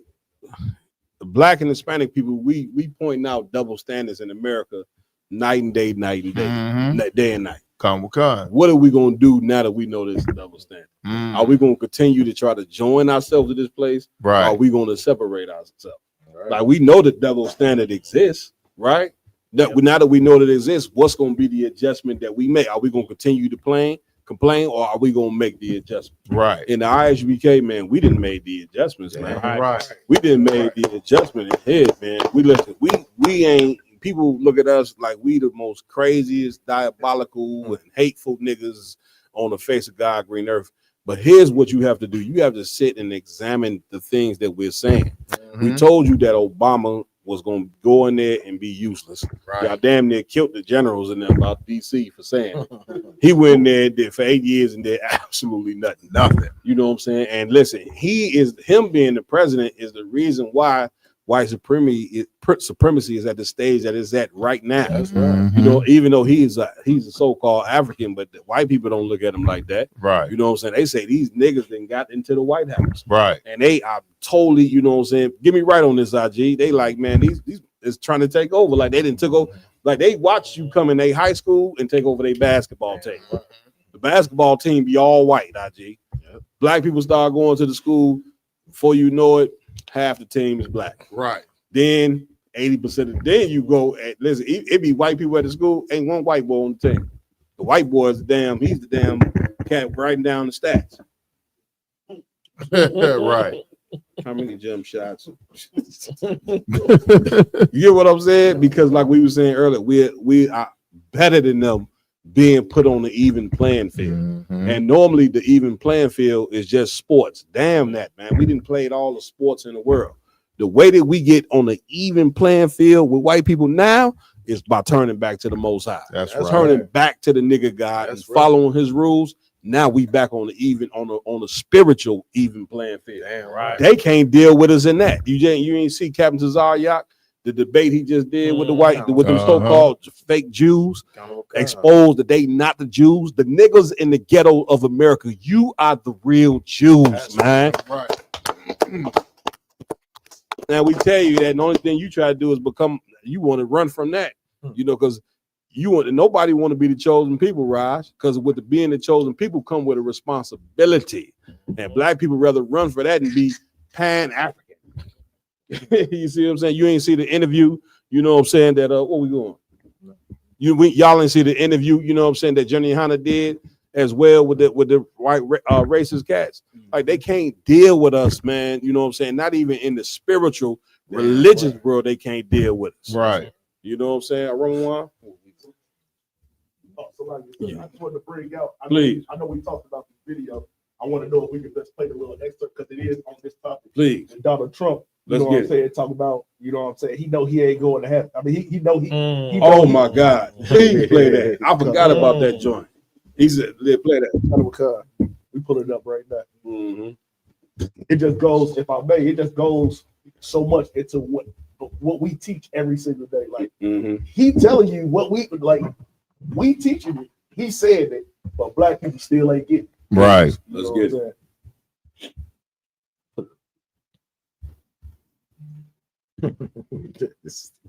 This crazy. This was like a comedy. This was like a comedy. Yeah. You had talked a couple of weeks ago, you were doing an interview and you talked about how you hope to end the war in Ukraine because it might help you get into heaven. How does this help? Does this help? I mean, you know, I'm being a little cute. I don't think there's anything going to get me in heaven. Okay, I really don't. I think I'm not maybe heaven bound. I may be in heaven right now as we fly in Air Force One. I'm not sure I'm going to be able to make heaven, but I've made life a lot better for a lot of people. And you know, as an example, had the election of 2020 not been rigged, you would have millions of people living just in Russia, Ukraine alone. That would have never happened, and it didn't happen for 4 years. Not heaven. Where we going? Y'all done? So, like I said, Please. if I could, Go man, ahead. to say, you know what I'm saying, out of your mouth as a man, you know what I'm saying, that you not heaven bound, you have to be done doing some wicked shit in your life. So like, That's it. so like, Go God. That's it. Go God. I'm not heaven bound. That's what this man said out of his mouth. That's this is it. the president of your United States of America. That's it. I will say that. Damn right. Say in God we trust. Damn right. Raj Karab. Concept. Please. I said, if y'all peep, he said, I ain't heaven bound, but I made it great for a lot of people. That's and it. by what they said, it's other white people. That's it. That's why he know. Give it up, Akim. You know what I'm saying? If I may, so Please. he know what the hell. So he knows what he doing is wrong. Yeah. Because any man who says, "Oh, I ain't gonna make it," he know he done. That's but it. As long as he gets some white people, riches and power, Yeah. it was all worth it. Yeah, listen, man, they know what they doing is wrong. They know what they done did to blacks, Hispanics is wrong. But what we must examine and understand, it ain't in them to do right. Right. They don't know nothing. Remember, Thomas Jefferson said that he trembled for his nation, you know what I'm saying, if there is a just God. You were like, wow, you know what I'm saying? God, listen, even Christians will tell you God is just. There is a just God. The Most High sits in the judgment seat over the earth. Christ, who y'all put to death on that cross, Christ sits in the judgment seat, and when he come back, he is coming to punish the nations for their wickedness, man. You understand? I will on. Please, man, Cap. I wanted to say, the devil. He said that, I'm not going to heaven, but I might be in heaven right now on Air Force One. Yeah. I want to just throw, gander and say that he said that knowing some type of knowledge of the Bible. That's it. That's it. Right. That's you know it. what I mean? Right. Them devils know who we are. They know the truth. Yep. Like I think it was Ronald Reagan who put up. He wanted to make the Star Wars program to fight against the angels. Obama said it. He said in the press interview, he was like, "We worry about forces here. We need to be looking out into outer space." That's it. So they know what time it is. Man, listen, he spoke like a man that no judgment is waiting for him at the end of the door. Yeah, He knows it. Listen, not only do he know, you know what I'm saying, white people know that judgment is waiting for them at the end of all of this hit. Yeah, you see what I'm saying? And listen, he said it right. He's in heaven right now because the heaven that is to come, it ain't for him. That's right. It ain't coming to you. It ain't for his people. You understand? It's for us. That's right. The kingdom of heaven. That's why before Christ left the earth, his disciples asked him, "Will the kingdom be restored to Israel at this time?" You know what I'm saying? And Christ told them it ain't for them to know that. You know what I'm saying? At this particular time, the kingdom of heaven is going to be for the nation of Israel. Let me tell you something. That is all through the Bible. You can't deny that the kingdom of heaven is for the Israel. Here's the bigger question: Who is Israel? Damn crazy. I know you ain't gonna tell me it's the so-called Jewish people that's over there committing mass genocide, you know what I'm saying, against the Palestinian people. Right. Now, I'm not Palestinian, you know what I'm saying, that the Palestinian struggle, it ain't mine. But what they doing over there in the Middle East to them people is diabolical, man. Right. And you ain't gonna tell me Jewish people are the chosen people of God. Are you insane? Right. Yeah, it ain't. Once again, it ain't in these people to be righteous. You understand? They, like he said, they in they heaven. White people didn't have they didn't have they heaven. Get me right. We didn't work for them for 400 years. Built them the greatest kingdom on earth. Fought in their wars, and all they did was oppress us. And the more they impress us, the only thing that we could do was love them even more. The more that they oppress us, the more we love them. That's one hell of a kingdom to be in. You see what I'm saying? Now they didn't have their time, man. Can niggas have their time? Right. Can we sit in rulership? Can I sit in the big house? Can I sit on the big black house while the white man work in the fields and pick my cotton? I'm sitting up there with a cup of lemonade and iced tea. Can I sit on the porch wagging back and forth like this while the white people work in the fields? No, y'all don't like that type of talk. That make you tune us off. Well, I got bad news for you. That's what's coming. Right. That's what's coming. Give a damn what you like. Oh yeah. Somebody else. Cap, if I could, just I just want to. I watched the Captain Cesario thing too, and one of the things that one of the rabbis said was, the Bible says that when Israelis get back into their own land, they'll be in there forever. He was like, that Cap was like, well, it said that all 12 tribes was gonna be in their own land, back in Israel, right? He was like, where's the rest of the tribes? The rabbi said, well, they all over. He said, well, obviously that prophecy hasn't been fulfilled yet, right? So that was it was a heavy point because it stunned them. He was like, all they think about is being Jew and Jewish and all that. He was like, what the rest of the tribe? The only place the rest of the tribes is gathering that is in America right now. That's it. So, listen, the Bible don't pertain to them. The Bible was not for them, which is why they don't, or what Jewish person know the Bible like he know Chinese arithmetic. See what I'm saying? He don't know it, which is why they came up with their own Bible, the damn Talmud. They had to go write something, you know what I'm saying? That's opposite of the Bible. When the Bible says she shall have no mate. There's no book you can compare to the Bible. You can't compare the Talmud to the Bible. You can't even compare the goddamn Quran to the Bible. That's right. The nigga, you know what I'm saying? It's real nigga university you dealing with, man. You niggas that ran over to Islam, man. We use the Quran for toilet. It ain't not one prophecy in the goddamn Quran. We've been waiting. Yeah, I've been in the school damn near 15, 16. I ain't seen one nigga pull a prophecy yet out the goddamn Quran. You see what I'm saying? Like what we talk, the Arabs ain't the chosen people. I mean, what we talking about now? You know what I'm saying? Like, what's next, Aki? So up next, we have black police officer calls out Chick-fil-A for a racial bias after offered free meals for 3 white officers but forced him to pay for this deal. Good. Yeah, kind of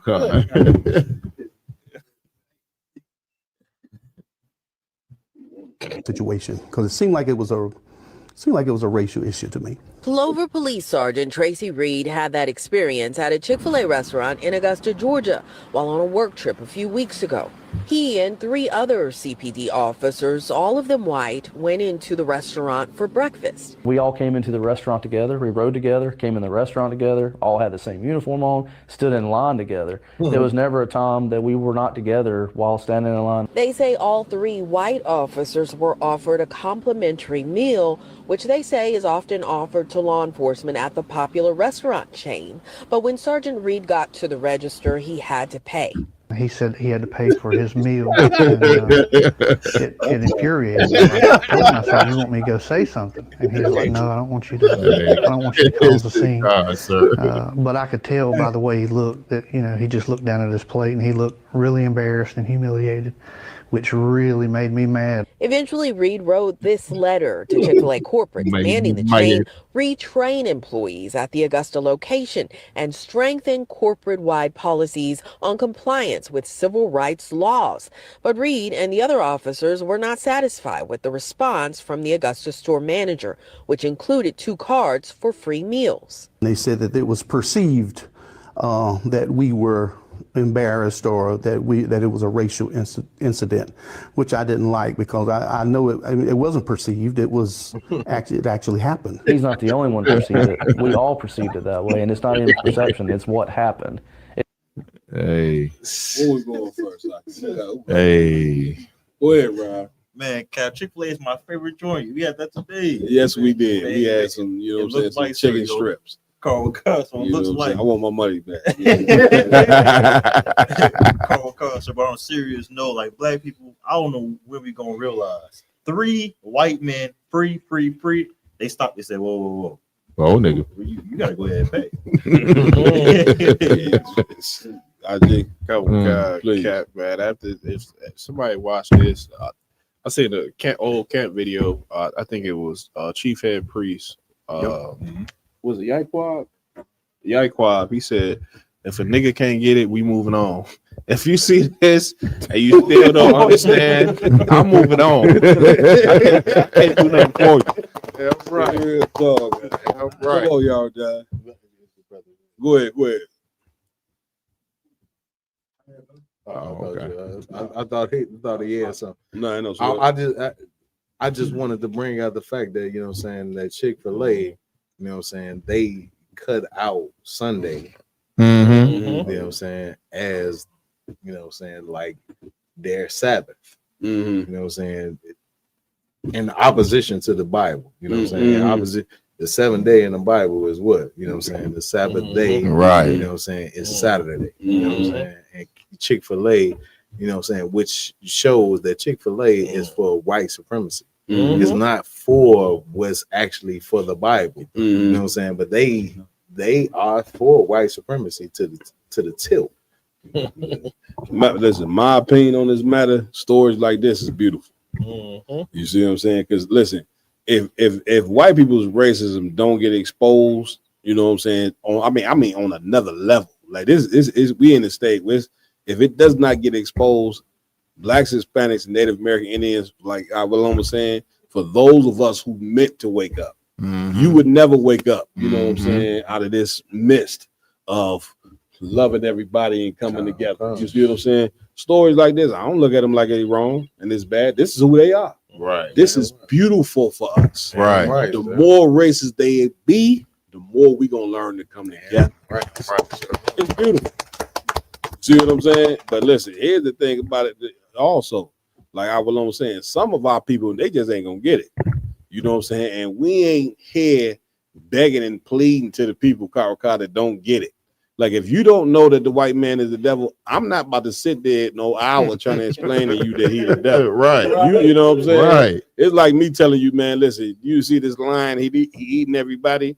You know what I'm saying? You don't see that? You gonna go back over that way yet? Go ahead then. Shalom. I'm not about to keep, you know what I'm saying? We're not gonna beg, we don't beg people to come into the truth. Right. The truth is in your face. Damn right. If you choose to ignore it, that's on you. Rama one, I just want to please. So that kind of goes with this. My daughter, she out to buy. Of course, she joined the military. You know, even though I told her not to, but even though that she talks to me all the time, the first thing she said when she got out to Dubai, she said, "Man, they treat black people so bad out here." And she ain't talking about the. Come on, man. Come on, now. This is your daughter in the military. What? She's not talking about the people in Dubai. Right. She's talking about the military. Right. She said it just like this. She said that the white people in the military, they do about 8 hours a day. But her and all the black dudes, they got to do 12 hours every single day. Dang. And when they come to them about it, they say, "Shut your mouth and go do what the hell I told you to do." She called me crying on the phone. I said, "I told you. What you want me to do?" Right. This is a father that told his daughter not to join the military. This brother is raised up in the ISUPK under Commander Jenny Hanna. That's right. Certified prophet of the Lord. His daughter chose not to obey him. I'm not getting on the sister because we love that sister. You know what I'm saying? We love his daughter, and hopefully the Lord pull her out of that situation. But she should have listened to her father. That's right. The Lord put a father over the top of the house for a reason, especially a man of God. Like, if you ain't gonna listen to a man that's ordained by the Most High, then something is wrong with you. And you're gonna reap the punishments for it. All right, what's next? Segue to the topic of children. Countries with the most missing children. Let's go. Next.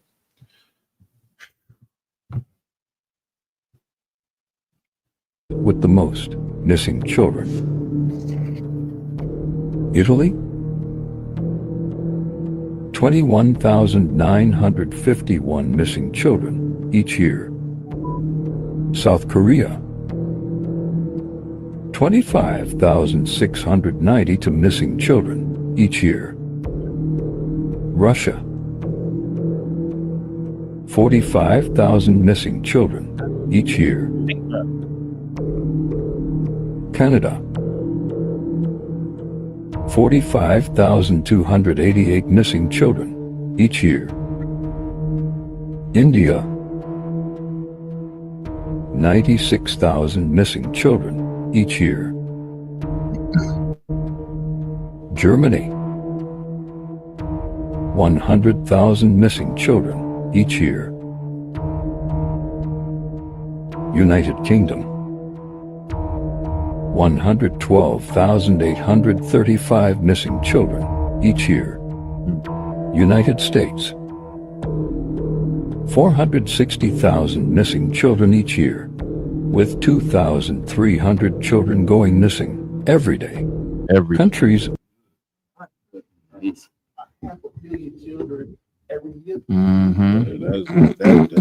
That right there is insane. Calm. Okay.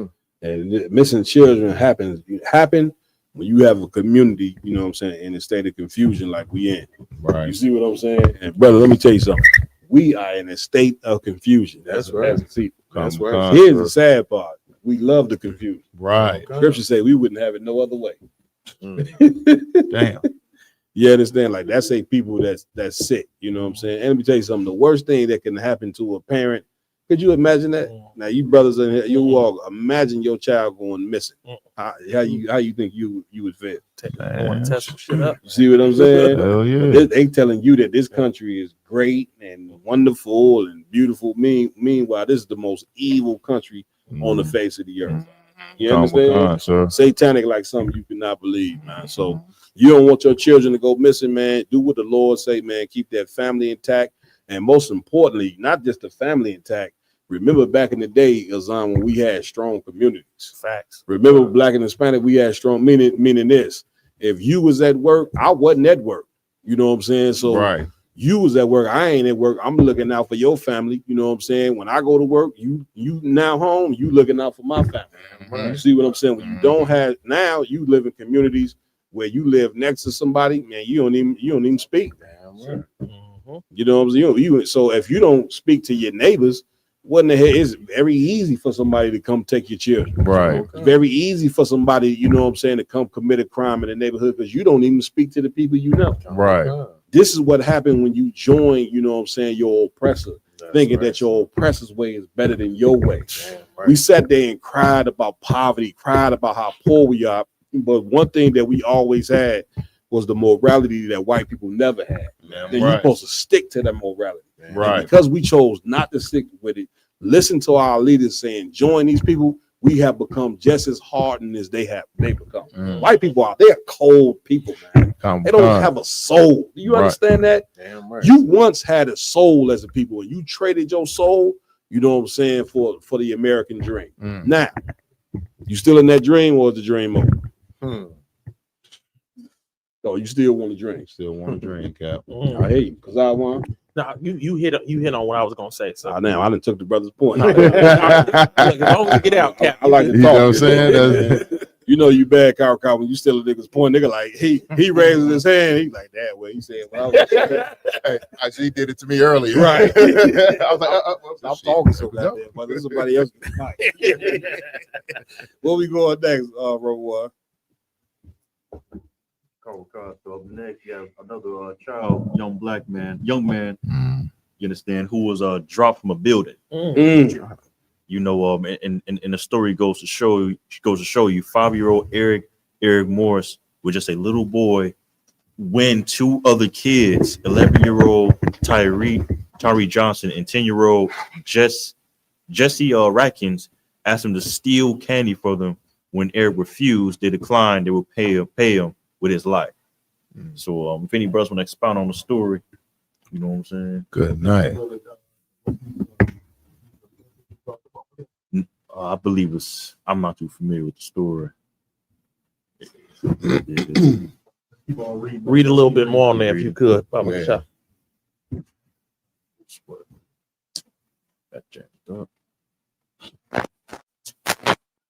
Look like old school project building, don't it? New York seemed like New York, yeah. That ain't old school, but they currently have all their project buildings intact, unlike out here. Yep, and the story goes on. Once inside, they did the unthinkable. They dangled Eric out of a window as his terrified brother begged them to stop, but they didn't, and then they ended up dropping him. Derek sprinted down 14 flights of stairs, desperate to save his brother. When he reached the bottom, he found out Eric still breathing, but suffering from a massive head trauma. Derek ran, screaming for his mother. Their mother, Toni Moore, rushed down to the building and found her baby boy lying face up on the pavement. My baby was laying on the ground. She told jury, Eric, say something to me. 30 minutes later, Eric Morris was pronounced unalive at the hospital. Nice. Both Tykese and Jesse were convicted of the first-degree murder and sentenced to just 5 years in juvenile detention. Later, Jesse was given nine more years for sexual assault on another inmate. In the aftermath, Derek Lemon was awarded $1 million in a lawsuit against Chicago Housing Authority for failing to provide safe living conditions. But the tragedy followed the family. Hey, Go ahead, y'all. If I could, please. This just talks about the value, you know what I'm saying, of a Black, Hispanic, and Native Indian life. Right. You know what I'm saying? Like, you know, what this situation is you see, you know what I'm saying, this Black man was unalive in this situation.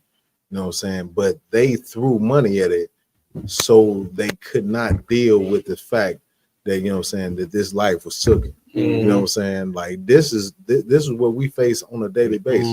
They throw that $1 million and you know what I'm saying, it looks like a big number to you. But how many people would trade, you know what I'm saying, that child for that, you know what I'm saying, that money value? It's a false sense of success. Come This is how America treats us. You know what I'm saying? You look at all the athletes, the Black and Hispanic athletes that make a ton of money. Well, they get all that money, and it's to make America, to make you feel like you are part of America, and it's to cover up all the stuff that they do to you. Because for every one athlete that don't make it, LeBron James, he made it famous. He's worth close to $1 billion. How many LeBron James, you know what I'm saying, on the negative side, that spent their life in prison? Right. That spent their life in a grave as a teenager. How many compared to one man making it? How many didn't make it? Right. And that's the thing of this place. It makes you, well, you need to be like LeBron James. Everybody can't be like LeBron James. That's right. You see what I'm saying? It's like a funnel. It's only so many people that could get in this position.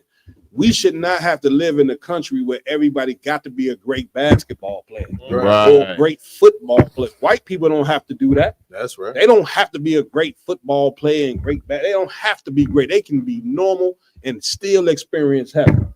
And we want a piece of that.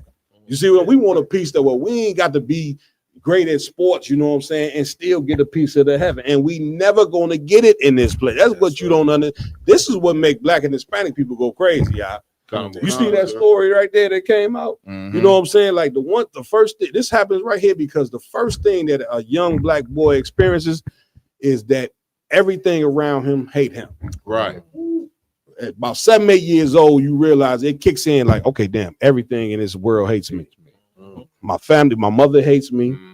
The school, the teachers at the school hate me. The police hate me. I go in the store, they watching me. You see what I'm in a world where fuck it, I might as well just act wild and just don't give a fuck. Then you wonder why we go out of our goddamn mind in this place. Right. You see what I'm saying? Because you in a place that hates you. From ground up, you realize this. You see what I'm saying? This what make us go out our goddamn mind. Yeah, I will alone.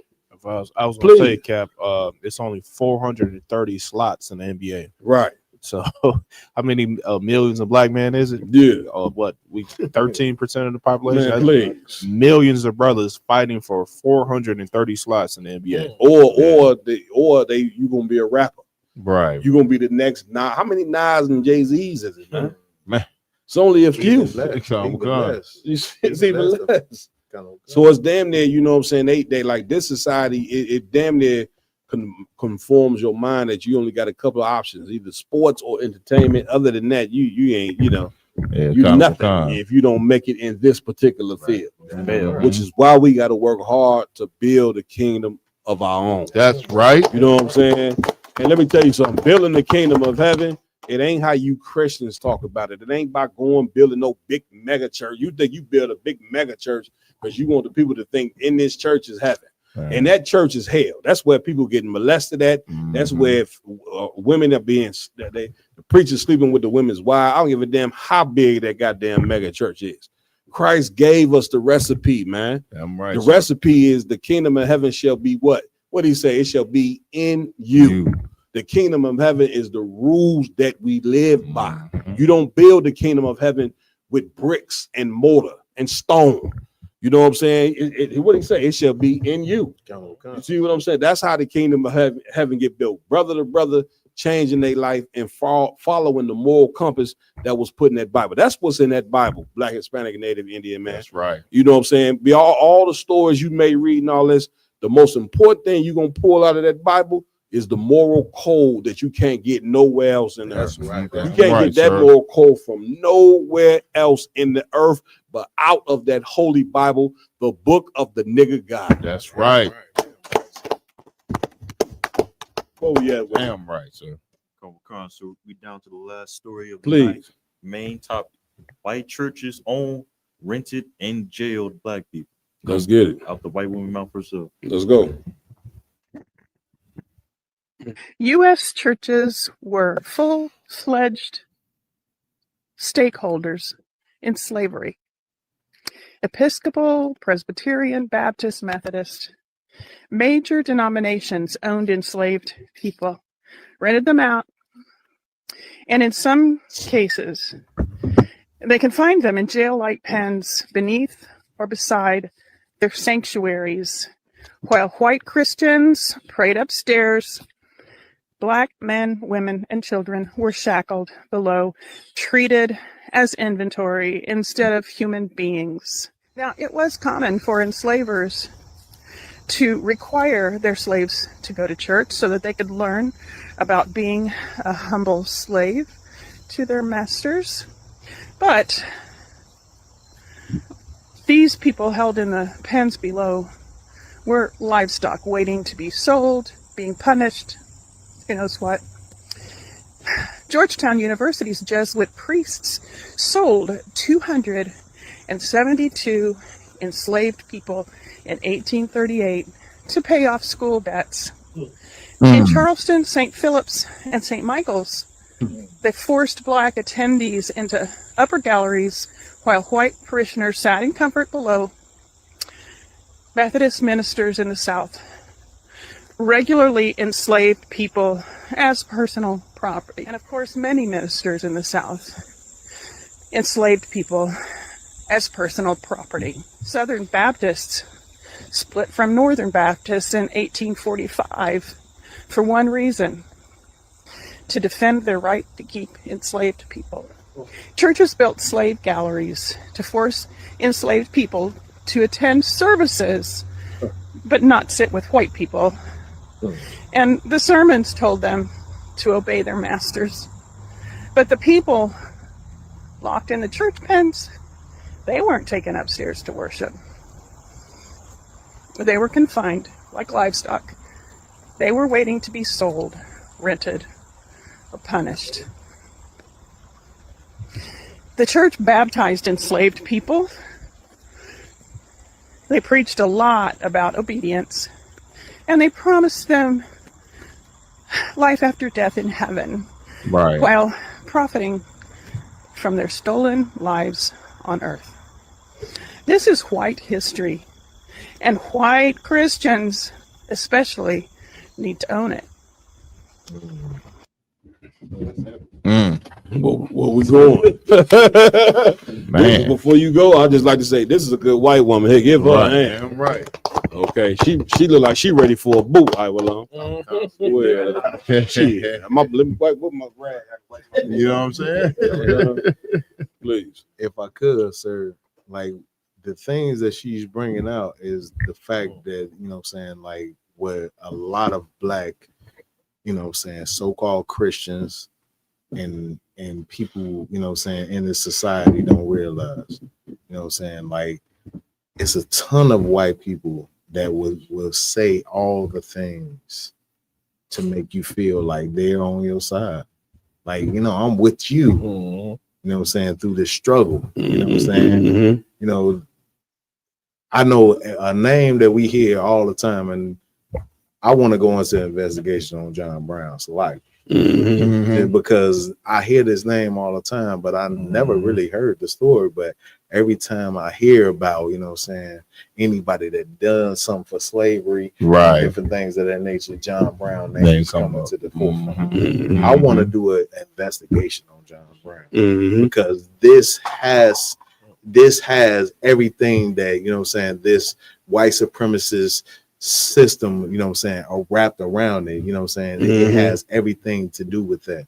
You know what I'm saying? And And when it comes down to Christianity always talks about, you know what I'm saying, all these white people that was good for, you know what I'm saying, black people and everybody that was for black people, but you never see the real results. You know what I'm saying? Like they say the right things. You know what I'm saying? Even now today, you have where they say that it's so many white people that's for, you know what I'm saying, the black struggle. But where are they really at? You know what I'm saying? Let's get it, brother. Right. If I could, Cap, the lady, she mentioned the Jesuits priests. The Jesuit priests, most people don't know, is pretty much like the clandestine arm of the Catholic Church, meaning they know all our records, they know all the archaeology, they know who we are, and their primary job is to cover up the truth about the Israelites. That's it. In order to preserve the false narrative of the Roman Catholic Church. That's it. Which, I mean, Cap, it goes so deep to the point where they're just brainwashing our people, putting them in the Catholic Church, and at the same time hiding our identity when they know that we the Lord's chosen people. Right. Cap, it's like we just in a real jam in this place. Right. Comic-Con. So it's like obviously Don said, and also what I'm saying, like, we keep getting the history of, you know, the ones that so-called helped us. You know what I'm saying? But like I always wonder, like I think like John Brown, it's a couple of them they said died, you know what I'm saying, were unalived in the course of the history of trying to help us. You know what I mean? So, but I still question the motivation behind it. You know what I mean? Because we got to remember our enemy is a very sly and cunning individual. You know what I'm saying? The scriptures say even though he go crouching, you know what I'm saying, and crying and begging for forgiveness, and he comes like your friend, and he seems so pleasant, just never trusting. You know what I mean? Because like she said, that what that Edomite woman broke down was the absolute truth. No one can deny what she's saying is the truth. No, you can't. You know what I'm saying? And it's all facts. But what's her end game with it? You know what I'm saying? What does she gain from black people for doing what she's doing? You know what I mean? And that's one thing. Like that's one thing I loved about when I came into the UPK. You know what I'm saying? Like they can donate their money. You know what I'm saying? They can support from a distance, but you can't come up in here and try to help us build nothing. You can't come and try to help us run nothing, organize nothing, or plan nothing. So regardless of how good our enemies speak, regardless of how good our enemies may appear, you know, they may not be an enemy, but we can't just afford at this point in history, with the history of those people, to let them in because they bring out some good facts, you know what I'm saying, and appear to be down for the cause. That's a fact. You know what I'm saying? You get a brother a hand for that. You know what I'm saying? And what you saying is totally on point. But listen, you got to give it to her. Yeah, she brought out some truth. She did. You see what I'm saying? The only problem is, like you said, you don't want to now accept them because she just brought out some truth. But you got to get this white woman some credit out. See, listen, and I love when white people come out and say this, IG, because when we say it, it's like, nigga, please. Right. You know what I'm saying? You just saying anything to come up against the white. Right. But when white people say it, it's like, you know, our people be like, well, why you saying that, Miss Ann? You know what I'm saying? Not Miss Ann. Miss Ann. You know what I'm saying? Miss Ann on there telling the truth. All right.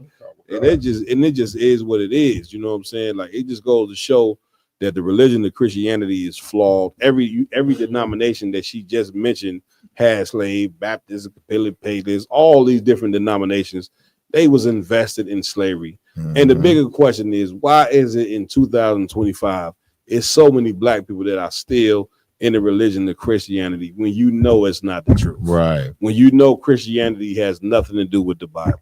White Jesus is not in the Bible. The Jews not being white, that's not in them. None of this stuff, Christmas, Santa Claus, rain, and none of what you believe, homosexuality being acceptable, is not in none of the stuff that you believe is in the Bible. Yeah, so at this point, Christians just might as well come out and say, man, we don't believe in the Bible. We believe in whatever we was taught. You know what I'm saying? From 16, 19 on up to now. You know what I'm saying? Did you hear what they said? the black people, they was in the church listening to the sermon, but they was in shackles. They was in shackles learning, you know what I'm saying, Christianity. Now, why would you be a part of a religion to where your ancestors was in shackles, you know what I'm saying, praying to the same God that the people that had them in slavery? Something is wrong with us, man. And the only thing that's gonna fix us is this medicine that we giving you right now. Right. That's what the round table of truth is for. You know what I'm saying? Right. So Big up to Commander General Yohana. And you know what I'm saying? First of all, big up to the Most High. Big up to Christ. Big up to Commander General Yohana. I got to run down the line, the general, the captains, the officers, the troopers, and the sisters, and even the kids. Yeah, if you got a cat that live in your house, that cat in the truth. You got a dog. That dog is in the damn right. truth. You see what I'm saying? What you said is absolutely correct, though, because you remember in Egypt, all the first and the firstborn of Egypt got killed. That's the livestock. Even the animals. Hey, even the animals. Even the cat looking at the priest like, man, I'm glad I'm here with you. I don't want to be the pet of the white man. The white man like to take a match and burn his pets and do experiments.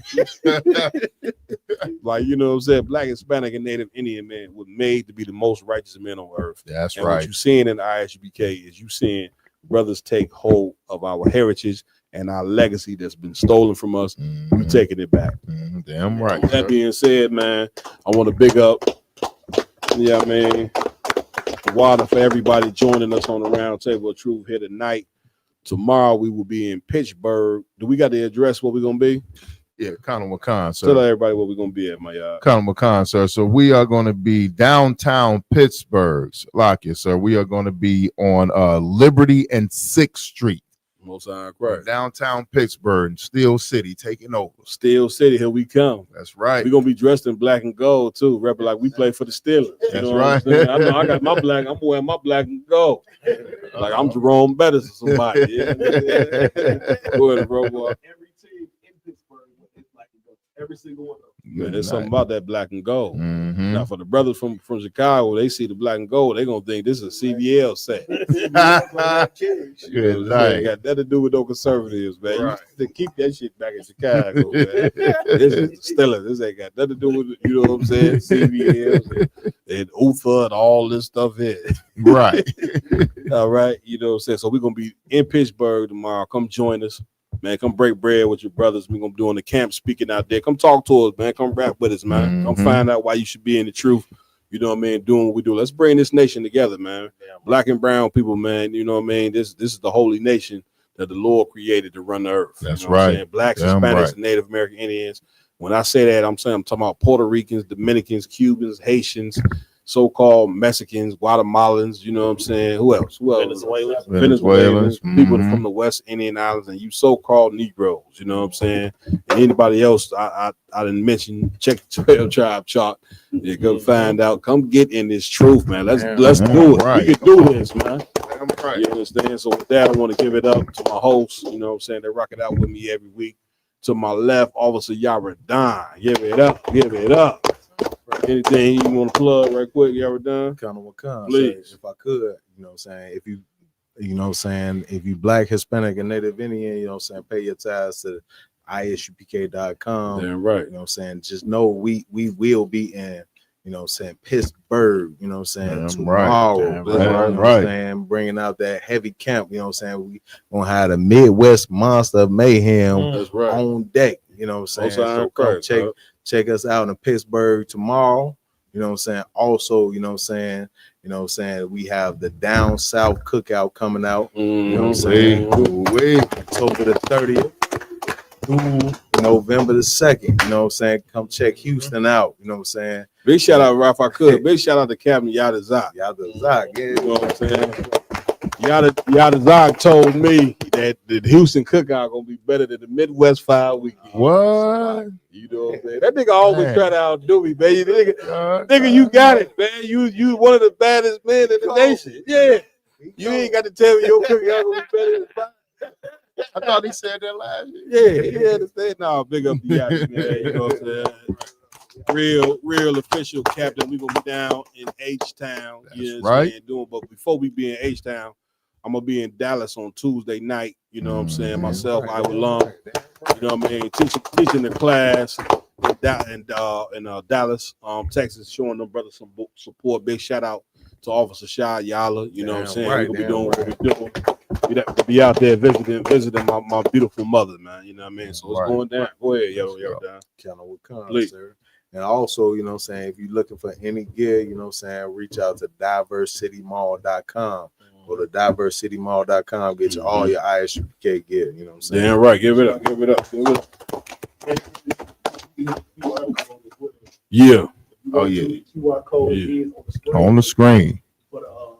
For Diversity Ball. There you all go. You gotta do is hit the code and buy your real nigga university, but you gotta be a real nigga though. That's it. Right. You can get your real nigga university. All you gotta do is hit the QR code. Man, let me catch one of you lames wearing a weird university. You know what I'm saying?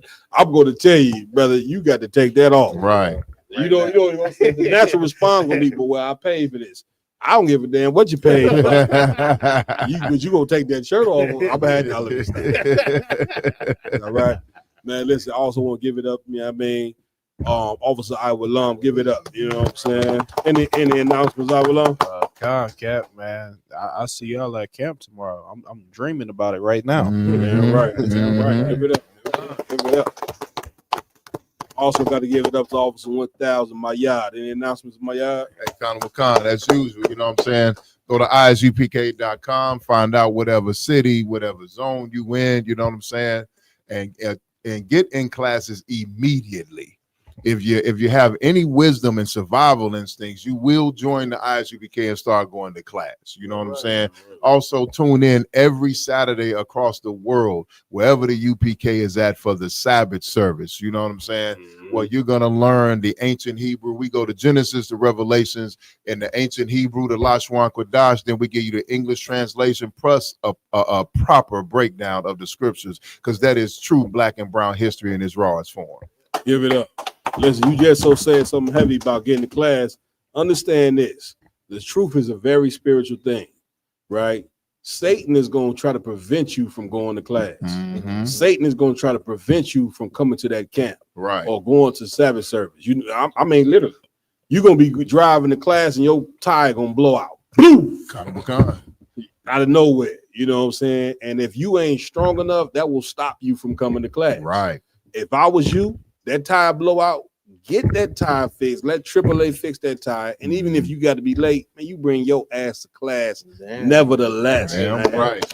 Don't let nothing or nobody stop you from getting to class. You brothers, man. You know your woman don't want you in here. The minute she find out we can have multiple wives, that's a wrap. She say, "Well, I found an Israelite group. They wear purple and gold, and they don't believe in the man having multiple wives." You know what I'm saying? And if you want to be a homosexual, you know what I'm saying, then that's where you go. IUIC, you know, they marched up and down the street wearing that purple gold like they gonna do. All them cats, thousands of cats they had marching. Let one white man with a mask come out there with the gun. You gonna see them niggas scattered like roaches. Go ahead. My cousin, please. They was out there in Atlanta, man, for the gay parade. Yeah. Good night. Atlanta got to be their headquarters. Kind of. Shout out to ISUPK Atlanta. Y'all got a tough task out there. Good night. Hey. You understand? But of course, you gonna make, if you and IUIC, of course, Atlanta would be your headquarters. Facts. Of all places. Big facts. Man, you know what I mean? So that's it, what it is. Also, I want to give it up to Officer Kazaiwan. You know what I'm saying? Any announcements, Kazaiwan? I just want to say, continue to support the Round Table Truth on all social media platforms. Like, comment, share. Please. And for sure, we got I think we do got a cash app or something where you can send money to make sure we keep this thing rolling, man. Captain Monboy doing something big in this podcast game. So right. Also, I want to give it up to my technical team over there. Officer Ramawan, give him a hand. All right, Officer Raj Kabrab. Go ahead, Ramawan. We do got a platform place. Of course, they took our old YouTube page, but we still have a place to send funds. It's ISUPK Shop Promotions. And you send the money to ISUPK Shop Promotions. That's right. Go directly, not only to building the Round Table of Truth platform, but also raising up Blacks, Hispanics, Native American Indians. So damn right. We also want to give it up to Officer Raj Karab. You understand? That's crazy. If y'all take a look, put the camera on Raj Karab. Man, we need a bad sister. You know what I'm saying? Come braid this brother's goddamn head. Cook him a hot meal and give him some all right. Get his brother some. Now you know Raj Karab gonna be a brand new man. Get his hair braided, get him a wife. Turtle. Y'all gotta stop bringing this tequila to the profile. Y'all get this show shut down. Talk about toes curling and all this. Man, we also want to give it up to we got other officers in the room in here with us tonight. Officer Karakai, you know what I'm saying? Officer Azanya Allah in the building. Right. I am Captain Mall Squad under Commander Jenny Hunter. Another Round Table of Truth exclusive. We see y'all tomorrow in Pittsburgh. Shalom.